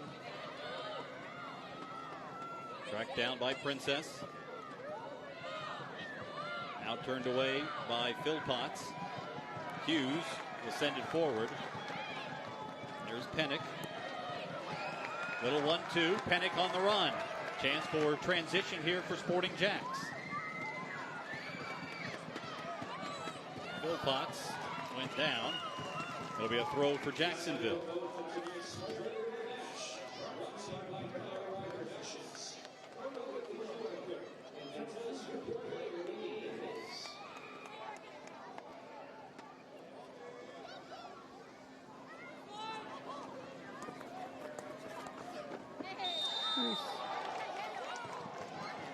Another late foul there. This one's about to get a little more chippy. Yep. Some frustration from Fort Lauderdale, and Sporting JAX not wanting to back down at all. Nabet has been in the middle of several of these. Wasn't a lot in that one, to be honest. No, I think she thought that she was going to take it to the corner and try and hold it, and she did not want to. Nabet did not want that to happen. So but this becomes basically a corner kick. Yeah, with a little bit better angle. Another dangerous set piece opportunity, except this time for Sporting JAX. Bowman has Maddie Kemp in a short position.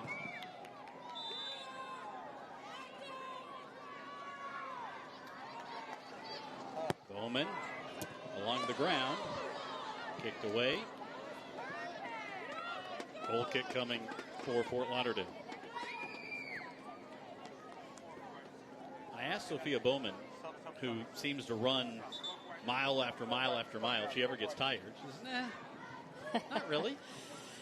She ran like 9.5 miles one game. It's like running a 15K. Yeah, it's fine. Daviana Vaca ready to come in.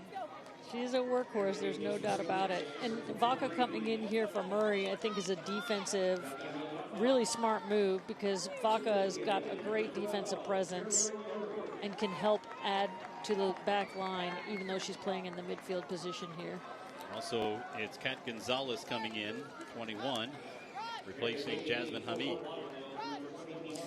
Well, I'm not so sure that the Sporting JAX team won't be too sad to see Hamid leave. She's been a threat all night. But Kat Gonzalez is, she's had some really great opportunities to play internationally. She's a player that has been able to get on the field quite a bit for this team as a reserve. So we'll see if she can add something to this attack. Played last year for Carolina Ascent, so a veteran of the Gainbridge Super League.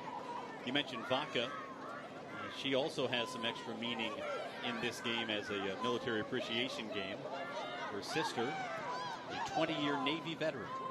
Wow, impressive. For more on Vaca, let's send it down to Emerson Burris. Well, Cole, you set me up perfectly for this one. Dobby has multiple big meanings in this game tonight, and one of them is her twin sister, Lavinie, who plays for Fort Lauderdale. But unfortunately, she's not here tonight after an ACL tear back in March. After the injury, she posted on social media, "Just when you think everything is going your way, the unexpected happens, but the tears are behind me. I'm ready to attack my recovery." And her head coach says she's backed that up. Lavinie was almost full in at Thursday's training, even getting into tackles, calling her progress unreal and unfathomable. She's expected back after the league break in January. We look forward to a Vaca versus Vaca matchup at some point in the future. For now, it's Daviana, who is playing with Sporting JAX. And as you mentioned, she's played some on the wing. She's played on the back line. Former BYU and Florida Gator. And I asked her where she envisions herself, where does she think of herself on the field? And she says, kind of sheepishly, number 6. I like to play that holding mid. So far, she has been mostly a wide player for Jacksonville. She's done a very good job, particularly when called upon on the wing. And when both the Vaca sisters are good to go, it'll just add a little more to the rivalry. That's right.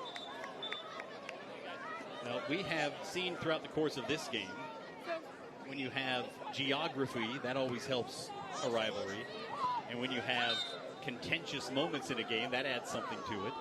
And when they play games that have increased meaning, that adds something to it. We've got the trifecta of that tonight. Yeah.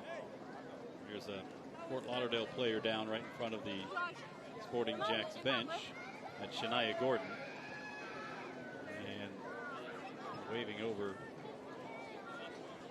for some medical help here. This would be a bad loss for Fort Lauderdale. Gordon, the captain. A yellow card for Pennick there. Didn't see the foul. I didn't either. Let's see. Figure out what that was all about. Jade did not appear to be in agreement with the call. Let's see.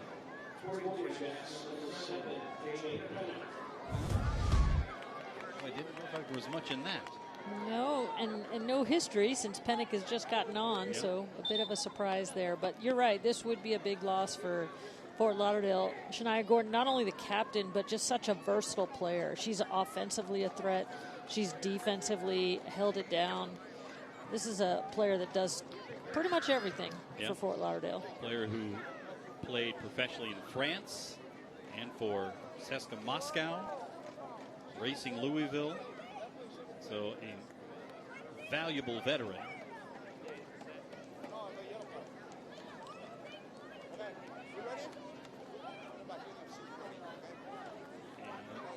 Looks like she'll be staying in.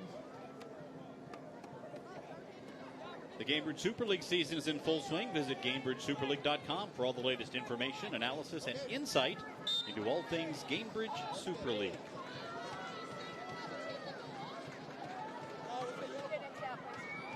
So, looks like Gordon's going to stay in.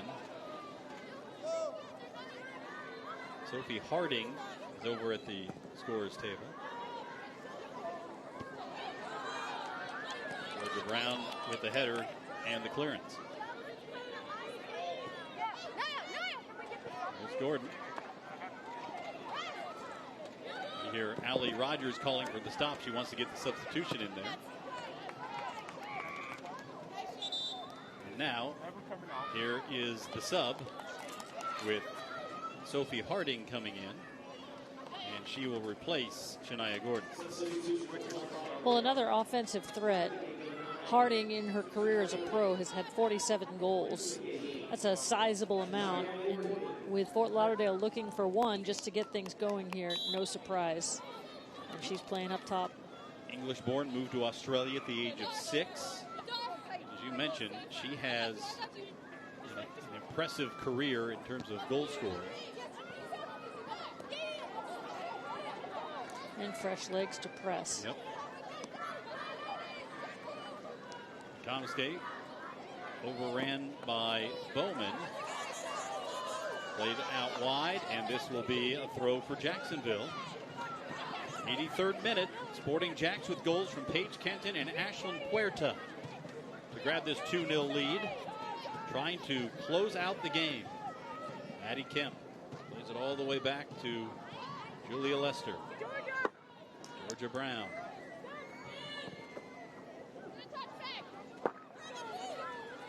A little overcooked that time. Yeah, I think that's not a bad idea by Georgia Brown because that press is coming and she's trying to play it over a bunch of them.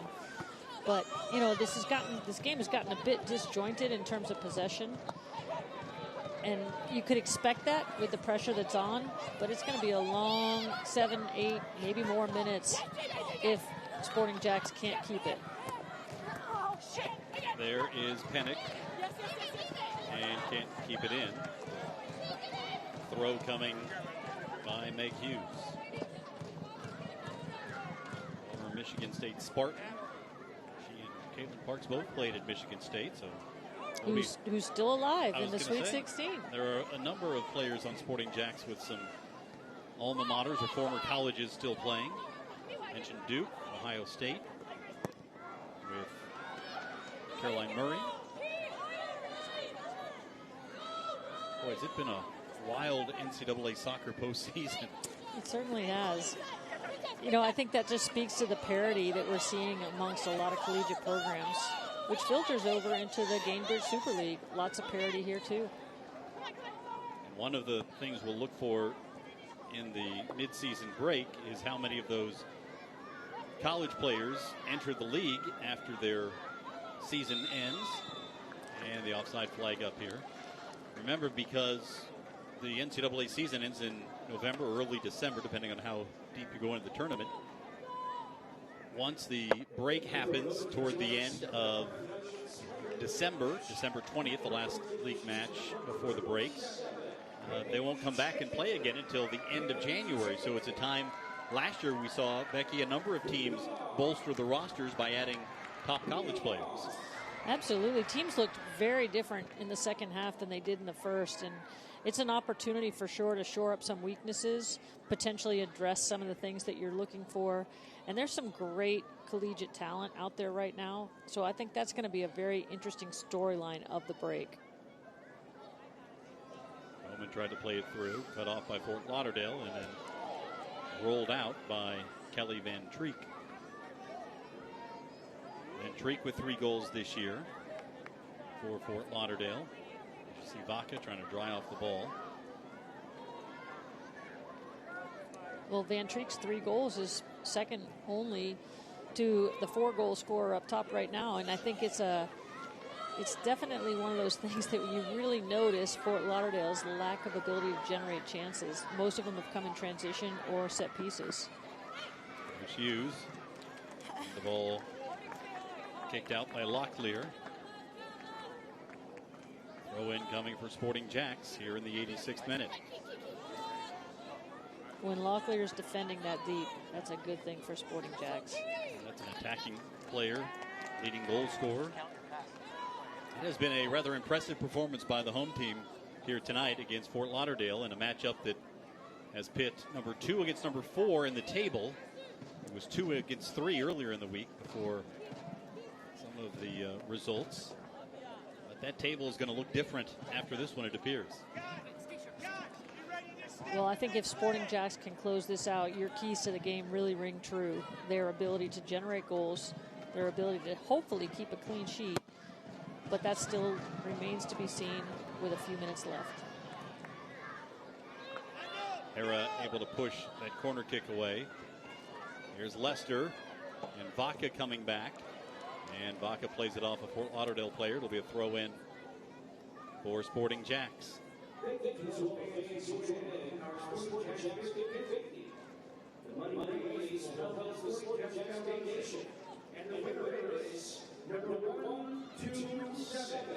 think Stacey Balem's substitutions have really made a big impact in this game, particularly late in this game.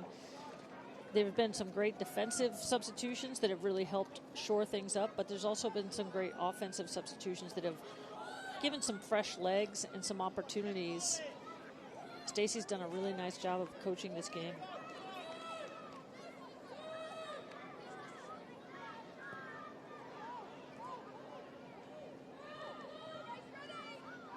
Final 2.5 minutes of regulation time. We expect some stoppage time in addition. We've had a goal and a couple of injury moments here. Still plenty of soccer to be played. This one not quite over. No, I would expect some significant injury time. It seems like this game has really been choppy in the second half. Brown plays it back. Kenton trying to connect with Kemp, but couldn't get on the same page.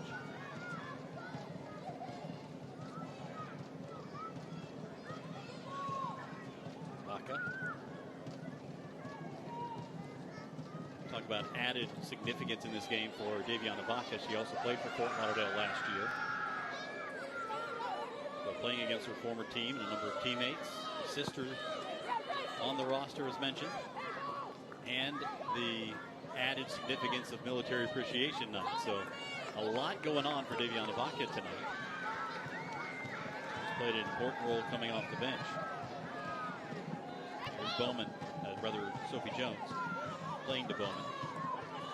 Yeah, a little bit unusual to see Sophie Jones out this wide. There's no excuse for misidentifying Sophie Jones with that hair. Nobody in professional soccer has hair like that on the pitch. Bill Potts plays it all the way back to Kate Parks. Being pressed. She'll send it ahead.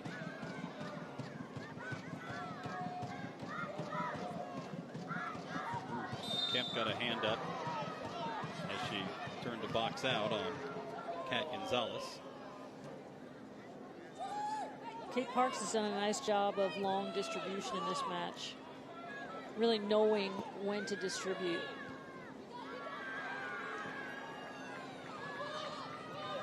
That balance of offense and defense, attack and defend is paying dividends for Sporting JAX here.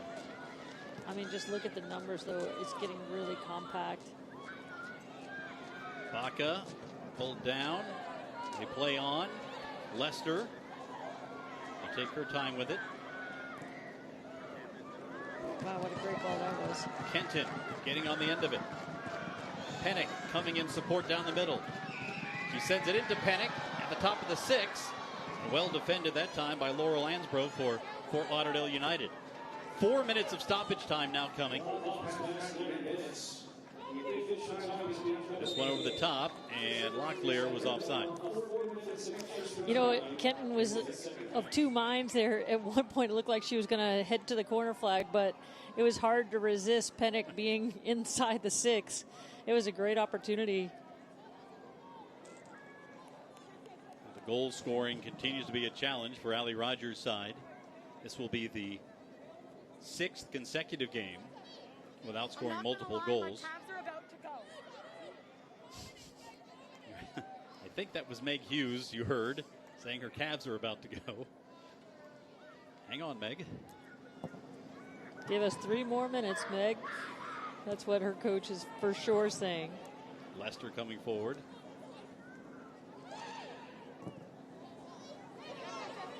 And here is Hughes. You can see she doesn't quite have that speed that she usually does.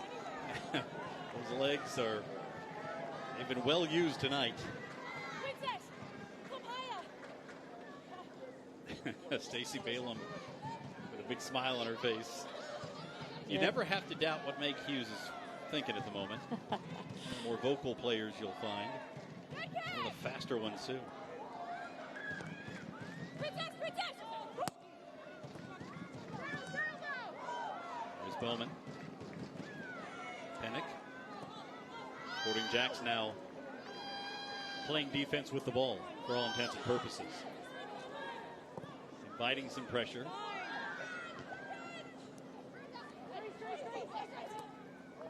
You're right, the first half hour of this game was a pretty artistic performance. Ever since Kenton's goal, it sort of seemed to wake up Fort Lauderdale's aggressive nature. It has not been as free-flowing as it was the first half hour.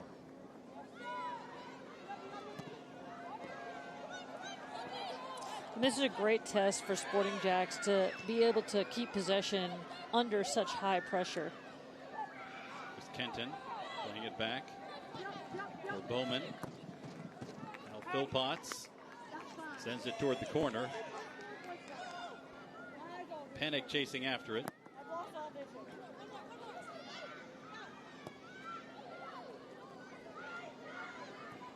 Hughes is just trying to hang on for dear life right now. This one over the top. Locklear pushed, and that will be a penalty. Hughes concedes the penalty. You can just see that she's out of gas right now, and that's about all she had as Locklear went by her. It's got to be tough when you usually have the speed to take a certain angle, and it's just, that 5th gear is just not quite there. Yeah, you could see that coming in terms of her inability to get up to full speed. It's a shame to give up a penalty this late, because this is going to make the last few minutes of this incredibly frantic if Fort Lauderdale is able to finish this. Kiara Locklear on 4 goals this season, trying to ruin the clean sheet here from the penalty spot.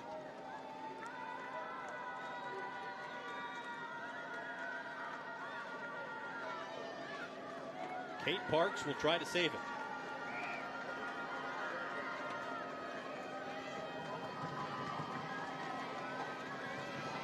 Locklear.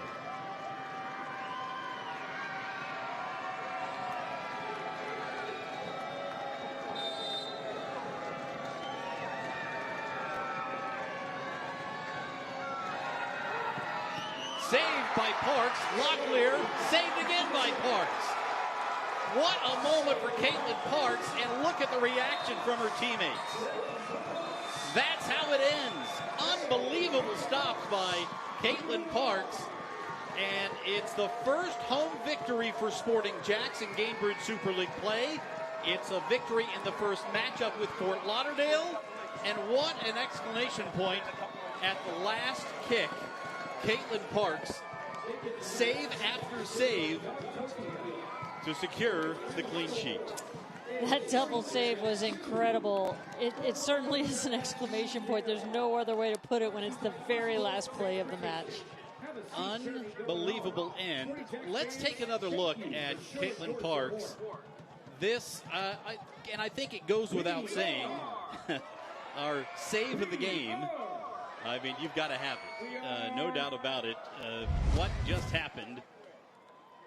Kiara Locklear, the Pepsi save of the game. Was it the first one? Was it the second one? Either way, Caitlin Parks got it done, and that clinched the 2-0 Sporting JAX victory. Got the first in the breadbasket, and the second able to almost cover it and then cover it. And look at the excitement on the face of Sophia Bowman after that one. Remarkable. Caitlin Parks helping to deliver. We'll take time out. We'll come back, and we'll hear from the Sporting JAX keeper after Sporting JAX takes the victory 2-0 over Fort Lauderdale United here in Jacksonville.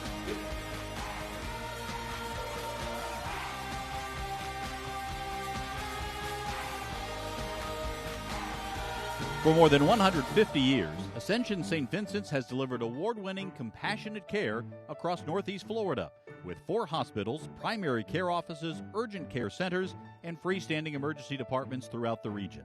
From everyday wellness to advanced specialty care, including heart, cancer, orthopedics, brain and spine surgery, and women's health, we're here for you when you need us most. Get the care you count on, close to home. Learn more at ascension.org/St. Vincent's.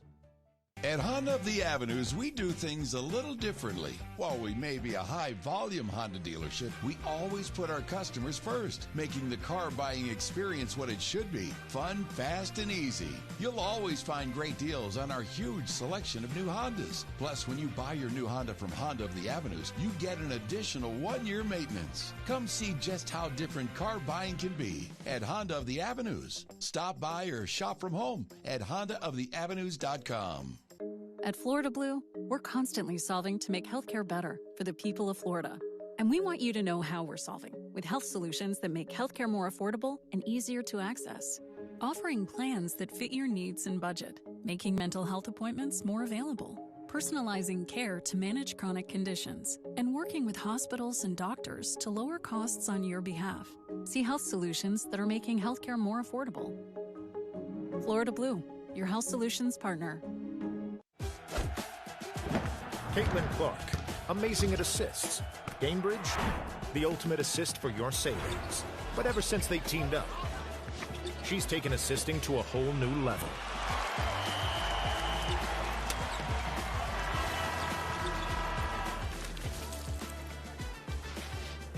Caitlin Clark, great at assists. Gamebridge, great at assists for your savings.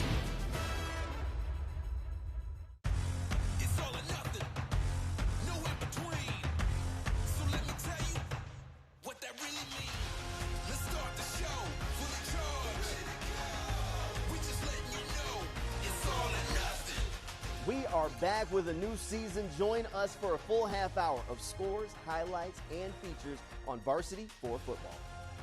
Fridays at 10:30. Presented by the accident attorneys at Farah and Farah.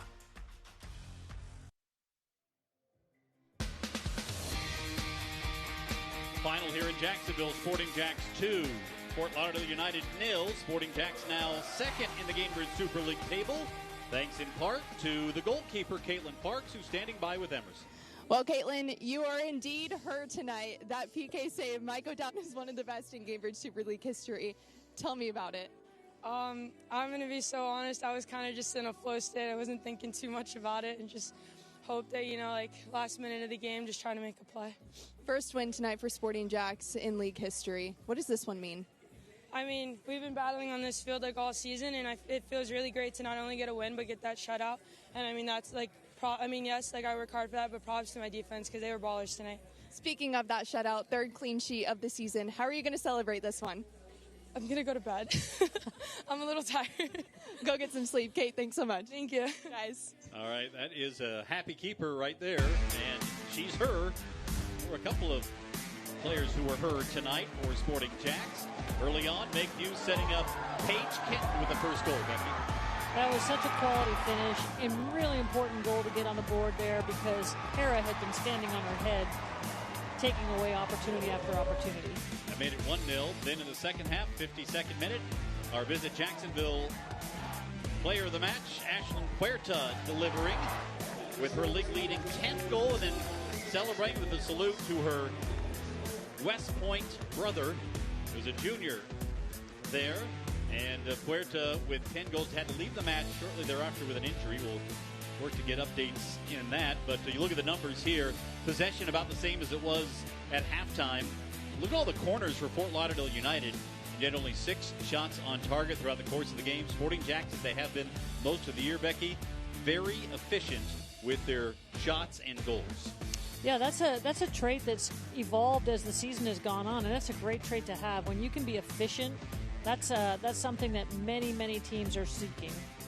Now, Sporting JAX with back-to-back wins for the first time in club history, a home victory for the first time in Gamebridge Super League play, and a win in the first ever meeting against Fort Lauderdale United. A lot of firsts coming here in Jacksonville, and we'll see these two clubs again.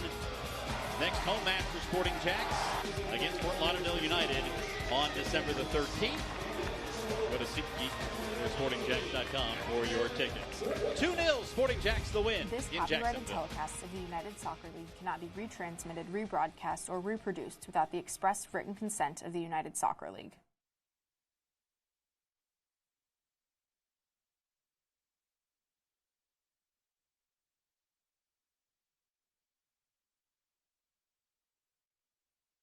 We are a river city, a bold city, the First Coast, a place to create and to belong. Here, the sun shines a little brighter, and so do the people. We share a love for our region, a pride for JAX, and a passion for the beautiful game, dedicated to giving everyone a sporting chance. Together, we will elevate soccer and sport in our community by lifting every voice. We are Sporting Club Jacksonville. We are Sporting JAX. At Honda of the Avenues, we do things a little differently. While we may be a high-volume Honda dealership, we always put our customers first, making the car buying experience what it should be: fun, fast, and easy. You'll always find great deals on our huge selection of new Hondas. Plus, when you buy your new Honda from Honda of the Avenues, you get an additional 1-year maintenance. Come see just how different car buying can be at Honda of the Avenues. Stop by or shop from home at HondaoftheAvenues.com. For more than 150 years, Ascension St. Vincent's has delivered award-winning compassionate care across Northeast Florida with 4 hospitals, primary care offices, urgent care centers, and freestanding emergency departments throughout the region. From everyday wellness to advanced specialty care, including heart, cancer, orthopedics, brain and spine surgery, and women's health, we're here for you when you need us most. Get the care you count on, close to home. Learn more at ascension.org/St. Vincent's. Greetings from Jacksonville, the flip side of Florida. Here, you'll find flip-flops and cowboy boots, sushi and soul food, surfers and skaters, Mozart and monster trucks, beachgoers and townies. Find art galleries and city murals, funky neighborhoods, and historic districts. Spend the day on the river or at the beach, in the park or on the trail, at the game or on the green. On the flip side, anything is possible, except running out of things to do. Learn more at visitjacksonville.com. It's all or nothing, no in between. So let me tell you what that really means. Let's start the show, fully charged. We just letting you know it's all or nothing. We are back with a new season. Join us for a full half hour of scores, highlights, and features on Varsity 4 football. Fridays at 10:30. Presented by the accident attorneys at Farah and Farah. The final here in Jacksonville, Sporting JAX 2, Fort Lauderdale United 0. Back-to-back wins for Sporting Jacks for the first time. Let's hear from the head coach, Stacey Balaam, standing by with Emerson Burris. Well, Coach, I got to ask you about your keeper. Incredible performance from Caitlin Parks. What can you tell me about this night? Yeah, I mean, I think the highlight was right at the end when she made the triple save, one from the penalty and then obviously the double save after the penalty. But she came up big in a moment. I think it was about 20 minutes to go in the game, and she made an incredible stop along with Julia Lester on the goal line. And I think that was a defining moment for us because it kept us in control. First win at home in league play, back-to-back wins for the first.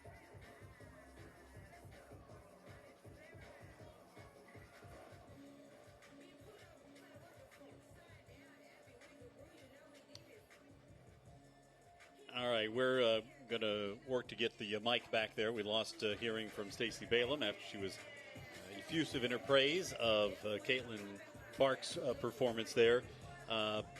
Becky Burley, we've talked about having moments with this team. In the first game, the first goal was a moment. Tonight was full of moments in the first home win in club history. I mean, it's an exciting night for Sporting Jacks. To get back-to-back wins, first of all, it's been something they've been seeking all season. To get a home win has definitely been something they've been seeking all season. So, really exciting night for them. They scored multiple goals, 2-0, just like they had in Dallas beforehand. We talked about balancing the attack and defending. How do you grade that key to the game? Well, I think your keys to the game were just spot on. I mean, you look at it in terms of both the keys to the game for both teams. Sporting Jacks certainly fulfilled what they were looking for. They had a great offensive production. They got a clean sheet. That's something that they've been really working at, to put energy and emphasis into the defensive side of it, because we know what they can do offensively. And then for Fort Lauderdale, again, like not being able to score goals has been a little bit of their Achilles heel. And they didn't score tonight. Again, 6 straight games now for Fort Lauderdale United without multiple goals. But Sporting Jacks, we've seen them score goals now. They now have a +2 goal differential in the year. They were even coming into this game. This young team just continues to get better and better, and they're finding ways to improve in the areas that were holding them back earlier in the season. No doubt. I mean, I think the evolution of this team is obvious to people who have been paying attention. It's going to be really interesting to see how they finish out this last part, because it's not hard. It's not easy to play the same teams in succession and be able to continue to get the same results. You see the players after the game here signing autographs, some of the players getting some running in as well. So a night all the way around for Sporting Jacks to celebrate here. Second place in the table now. Wow, that is so impressive for a first-year team to be that high this far along. And I know there's a long, long way to go, but, man, what a great start. What can you say about Paige Kenton? We saw just a moment ago they're signing autographs for the kids and young fans. 5 goals now after her goal tonight. And she just continues to be, I think, emblematic of this club, better and better as the weeks go on. You know, both the people up top, DeSmit and Kenton, I think, are getting better and better. And to see their partnership evolving, and that doesn't count out Pennick either. I think she came in and played some really valuable minutes, especially with her experience. But one of the things I would say about Kenton, it wasn't just her offensive production tonight. She did a great job on the counter press. She did a great job of putting the defenders under pressure and really starting the first line of defense with her. Here we are, the other goal scorer, Ashlyn Puerta. Let's talk about the goal first and then get to the other questions. But 10 goals in 11 matches for a young player of just 18 years old. Well, I'm running out of good things to say about her because she just keeps doing it week after week. I mean, 10 goals in 11 matches is good for anyone. And then you top that with an 18-year-old having that type of production. It's kind of insane. You just saw her a moment ago with the crutches. This was the first goal by Kenton, giving Jacksonville the 1-0 lead. Doing what she has done so many times, getting in behind, using that speed, the strong body as well. And then Kenton setting up Puerta for a rocket from just inside the 18-yard box, and then celebrating with her brother's West Point flag, and there she is on crutches. We certainly hope that's not a long-lasting injury, but Ashlyn Puerta, listen, if you are a soccer fan in America, this is a name to know, because she just keeps getting it done, and at just 18 years old, she's playing for the US U20 team. She'll be heading off to camp next, and she's leading this league in goals with most everybody in the league, not everybody, but most everybody, older players some who have, are in their 30s. Here's this 18-year-old continuing to deliver week after week. I think what was really exciting about the 2 goals tonight was you saw one that came quite from a direct play, and I think Jacksonville was willing to do that because that's what Fort Lauderdale was giving. And then you saw Puerta be able to create her own shot, which is something that she's really stressed that she wants to get better at. And that came out of a moment of possession. So the fact that Jacksonville can pull off both of those in the same game is pretty impressive. Yeah, there was a lot of meaning in this game tonight. Maybe nobody had more meaning in it than Daviana Vaca, and she's standing by now with Emerson. Cole, you're right. This one has extra meaning for Davi. Davi, your sister, your twin sister, in fact, plays for Fort Lauderdale United, and it's Military Appreciation Night. Your elder sister is serving in the Navy. What does this one mean to you? I mean, it means a lot, especially for Sporting JAX. Like, this is our first home win, and especially to get it against my old team and where my sister plays at, it means a lot. You speak on it there. First home win, back-to-back wins for the first time as well. How do you build on this going forward for the rest of the season?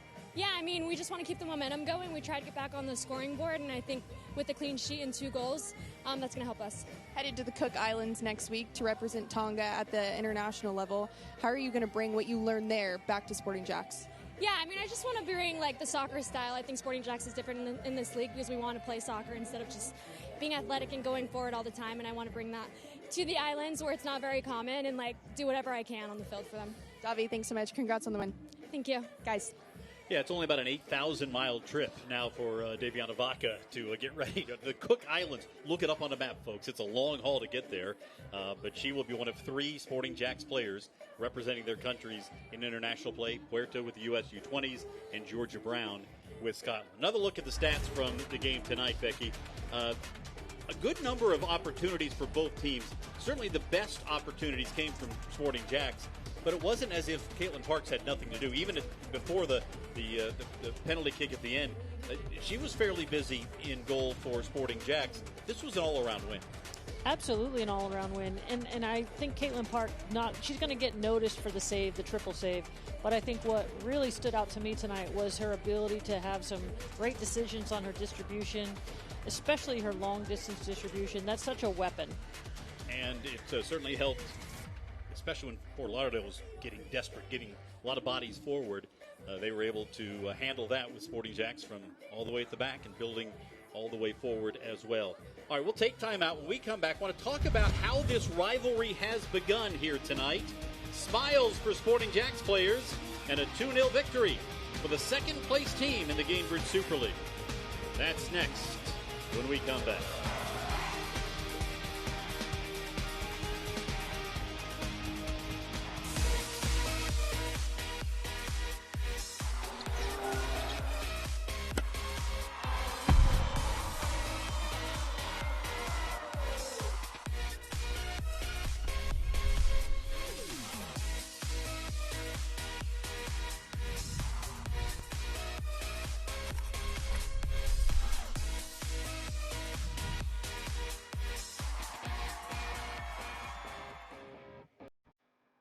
Come on, Marshall, let's go.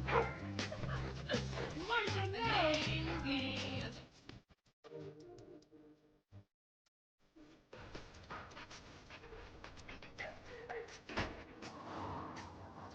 Martian's here for daycare. You obsess over him, and so do we. With daycare, overnight, and spa services, from the most trusted name in the game, Dogtopia. Better lives together.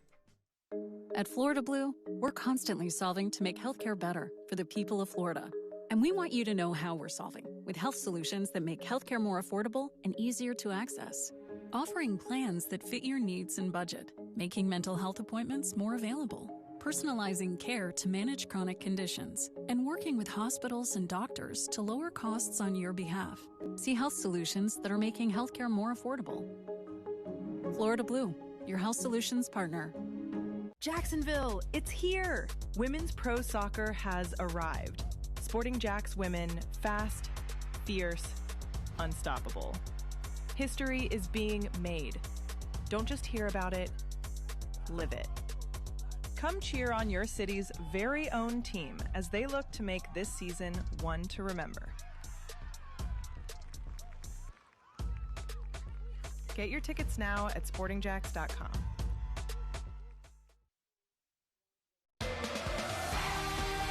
Sporting Jacks a 2-0 victory over Fort Lauderdale United. Sporting Jacks now rising to second in the table in the Gamebridge Super League. And a big first salvo in this rivalry. Let's take a look at the highlights from tonight's game one more time. Goals and saves, the story tonight. The first goals we mentioned, Meg Hughes setting up Paige Kenton for her 5th goal of the season. Made it a 1-0 lead for Sporting Jacks in the 33rd minute. Second half, it was Kenton setting up Ashlyn Puerta with this rocket shot right into the back corner to make it 2-0 the 53rd minute. And as we mentioned, her brother at West Point. Then, at the end of the game, penalty kick saved not once, but the rebound saved by Caitlin Parks. And Sporting Jacks celebrating the victory here tonight. Again, we mentioned second in the table, back-to-back victories. Now 3 wins and a draw in their last 5. This is really good form for this team. Absolutely good form. I mean, you cannot be happier than being in this position that you're in with only a few games left before the break. And I think it's a little bit unexpected, but not if you've followed this team, because you've started to see the evolution of what they can do. Well, now they'll finish out this first half of the season with 3 more games against Florida competition.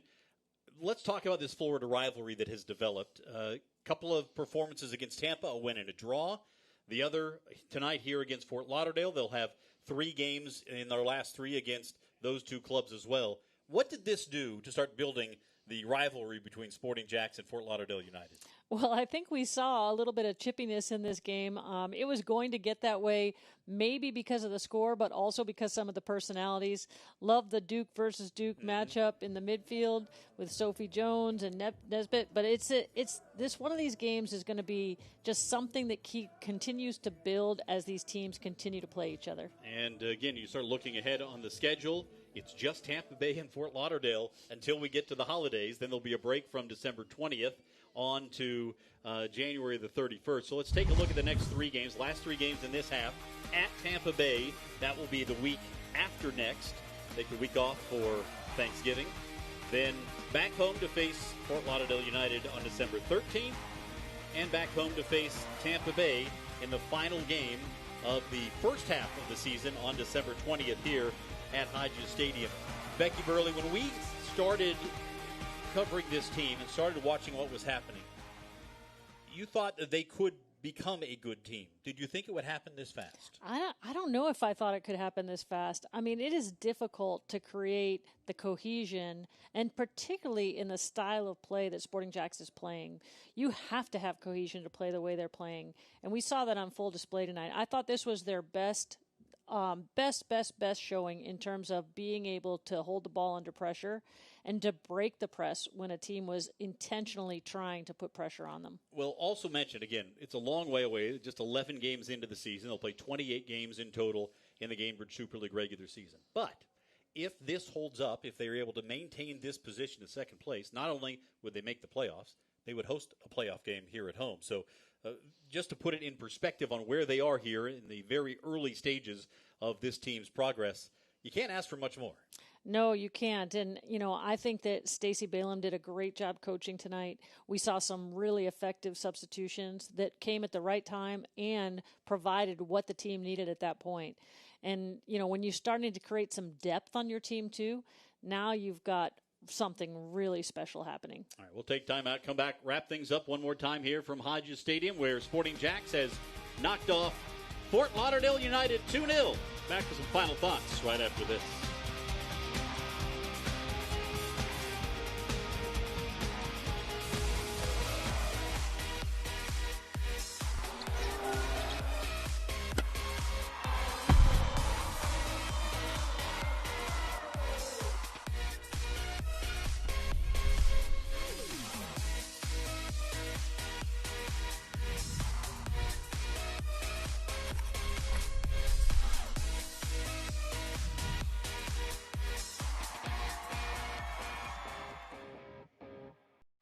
Come on, Marshall, let's go.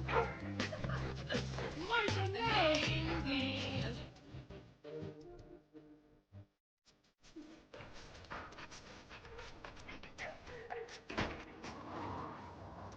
Marshall's here for dance. You obsess over her, and so do we. With daycare, overnight, and spa services, from the most trusted name in the game, Dogtopia. Better lives together. At Florida Blue, we're constantly solving to make healthcare better for the people of Florida. And we want you to know how we're solving with health solutions that make healthcare more affordable and easier to access. Offering plans that fit your needs and budget, making mental health appointments more available, personalizing care to manage chronic conditions, and working with hospitals and doctors to lower costs on your behalf. See health solutions that are making healthcare more affordable. Florida Blue, your health solutions partner. Jacksonville, it's here! Women's pro soccer has arrived. Sporting JAX women, fast, fierce, unstoppable. History is being made. Don't just hear about it, live it. Come cheer on your city's very own team as they look to make this season one to remember. Get your tickets now at sportingjax.com.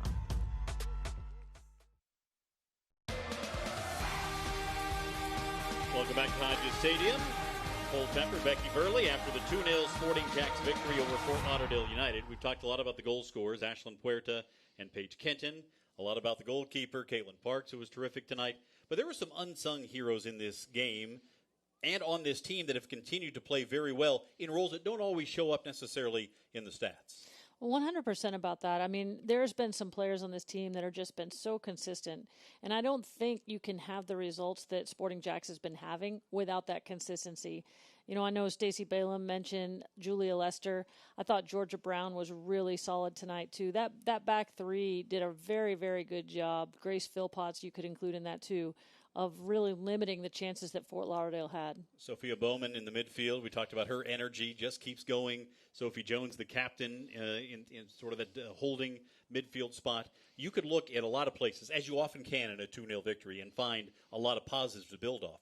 Now the question is, how do you build and be even better moving forward? How do you take the success that's happened, not sit on your laurels, make sure you can strive to be even better when you're sitting there in second in the table? Yeah, I think that's where Stacey and the rest of the staff is going to do an excellent job, I'm sure, of making sure this team stays with that 0-0 mentality. You know, the quicker they can get to that starts the preparation for next week. Even, like, not next week because I guess they have a little bit of time off, but the next game. And I think it's one of those things that if they can continue this trajectory, there is no ceiling for this team. And who would have said that when you're coming into the league as the only program that's new in this league this year? Yeah, really remarkable for sure. Let's take one more look at the performance tonight from Caitlin Parks in goal. She was fantastic from the first half on. This one off Jasmine Hamid, able to cover there. Then in the second half, big save there on another short-sided attempt. That one right into the breadbasket. And then here's that double save on the PK and then the rebound. Kiara Locklear, by the way, no slouch. 4 goals this year, one of the leading goal scorers in the Gamebridge Super League over the last 2 seasons. Caitlin Parks really rose to the occasion. She did. And, you know, I think Stacey would argue with you and say it's a triple save on that last one. But certainly you saw the reaction of her teammates. They were so excited to get that clean sheet. And for no reason, I mean, that is something that they have been focusing on so much, is being able to balance the offensive production with the defensive details. And they did it tonight in the win and gave the home fans an opportunity to come out and celebrate here at Hodges Stadium. And as we mentioned, a couple more chances before Christmas rolls around for you to celebrate with what's happening with Sporting JAX. I also want to remind you that the Sporting JAX men's team will start play in the USL Championship starting next March, and season ticket deposits are available right now. Just go to sportingjax.com or call 904-863-KICK. $25 saves your spot for your seats for the Sporting JAX men's team to start playing in 2026. Boy, we're going to have a lot of soccer around here, Becky Burley, and I'm looking forward to seeing what Liam Fox can do with the men. If he can follow what Stacey Balaam has done with the women, watch out. That is going to be really exciting. I mean, soccer in Jacksonville has always been great at the youth level. To see it at the professional level is amazing. Well, it has been fun tonight. There's no doubt about it. Always great to share the booth with you. Thanks so much. Thanks to Emerson Burris down on the sidelines for our entire crew. Cole Pepper saying, thanks for watching Sporting Jax Soccer here on Channel 4. We'll talk to you next time.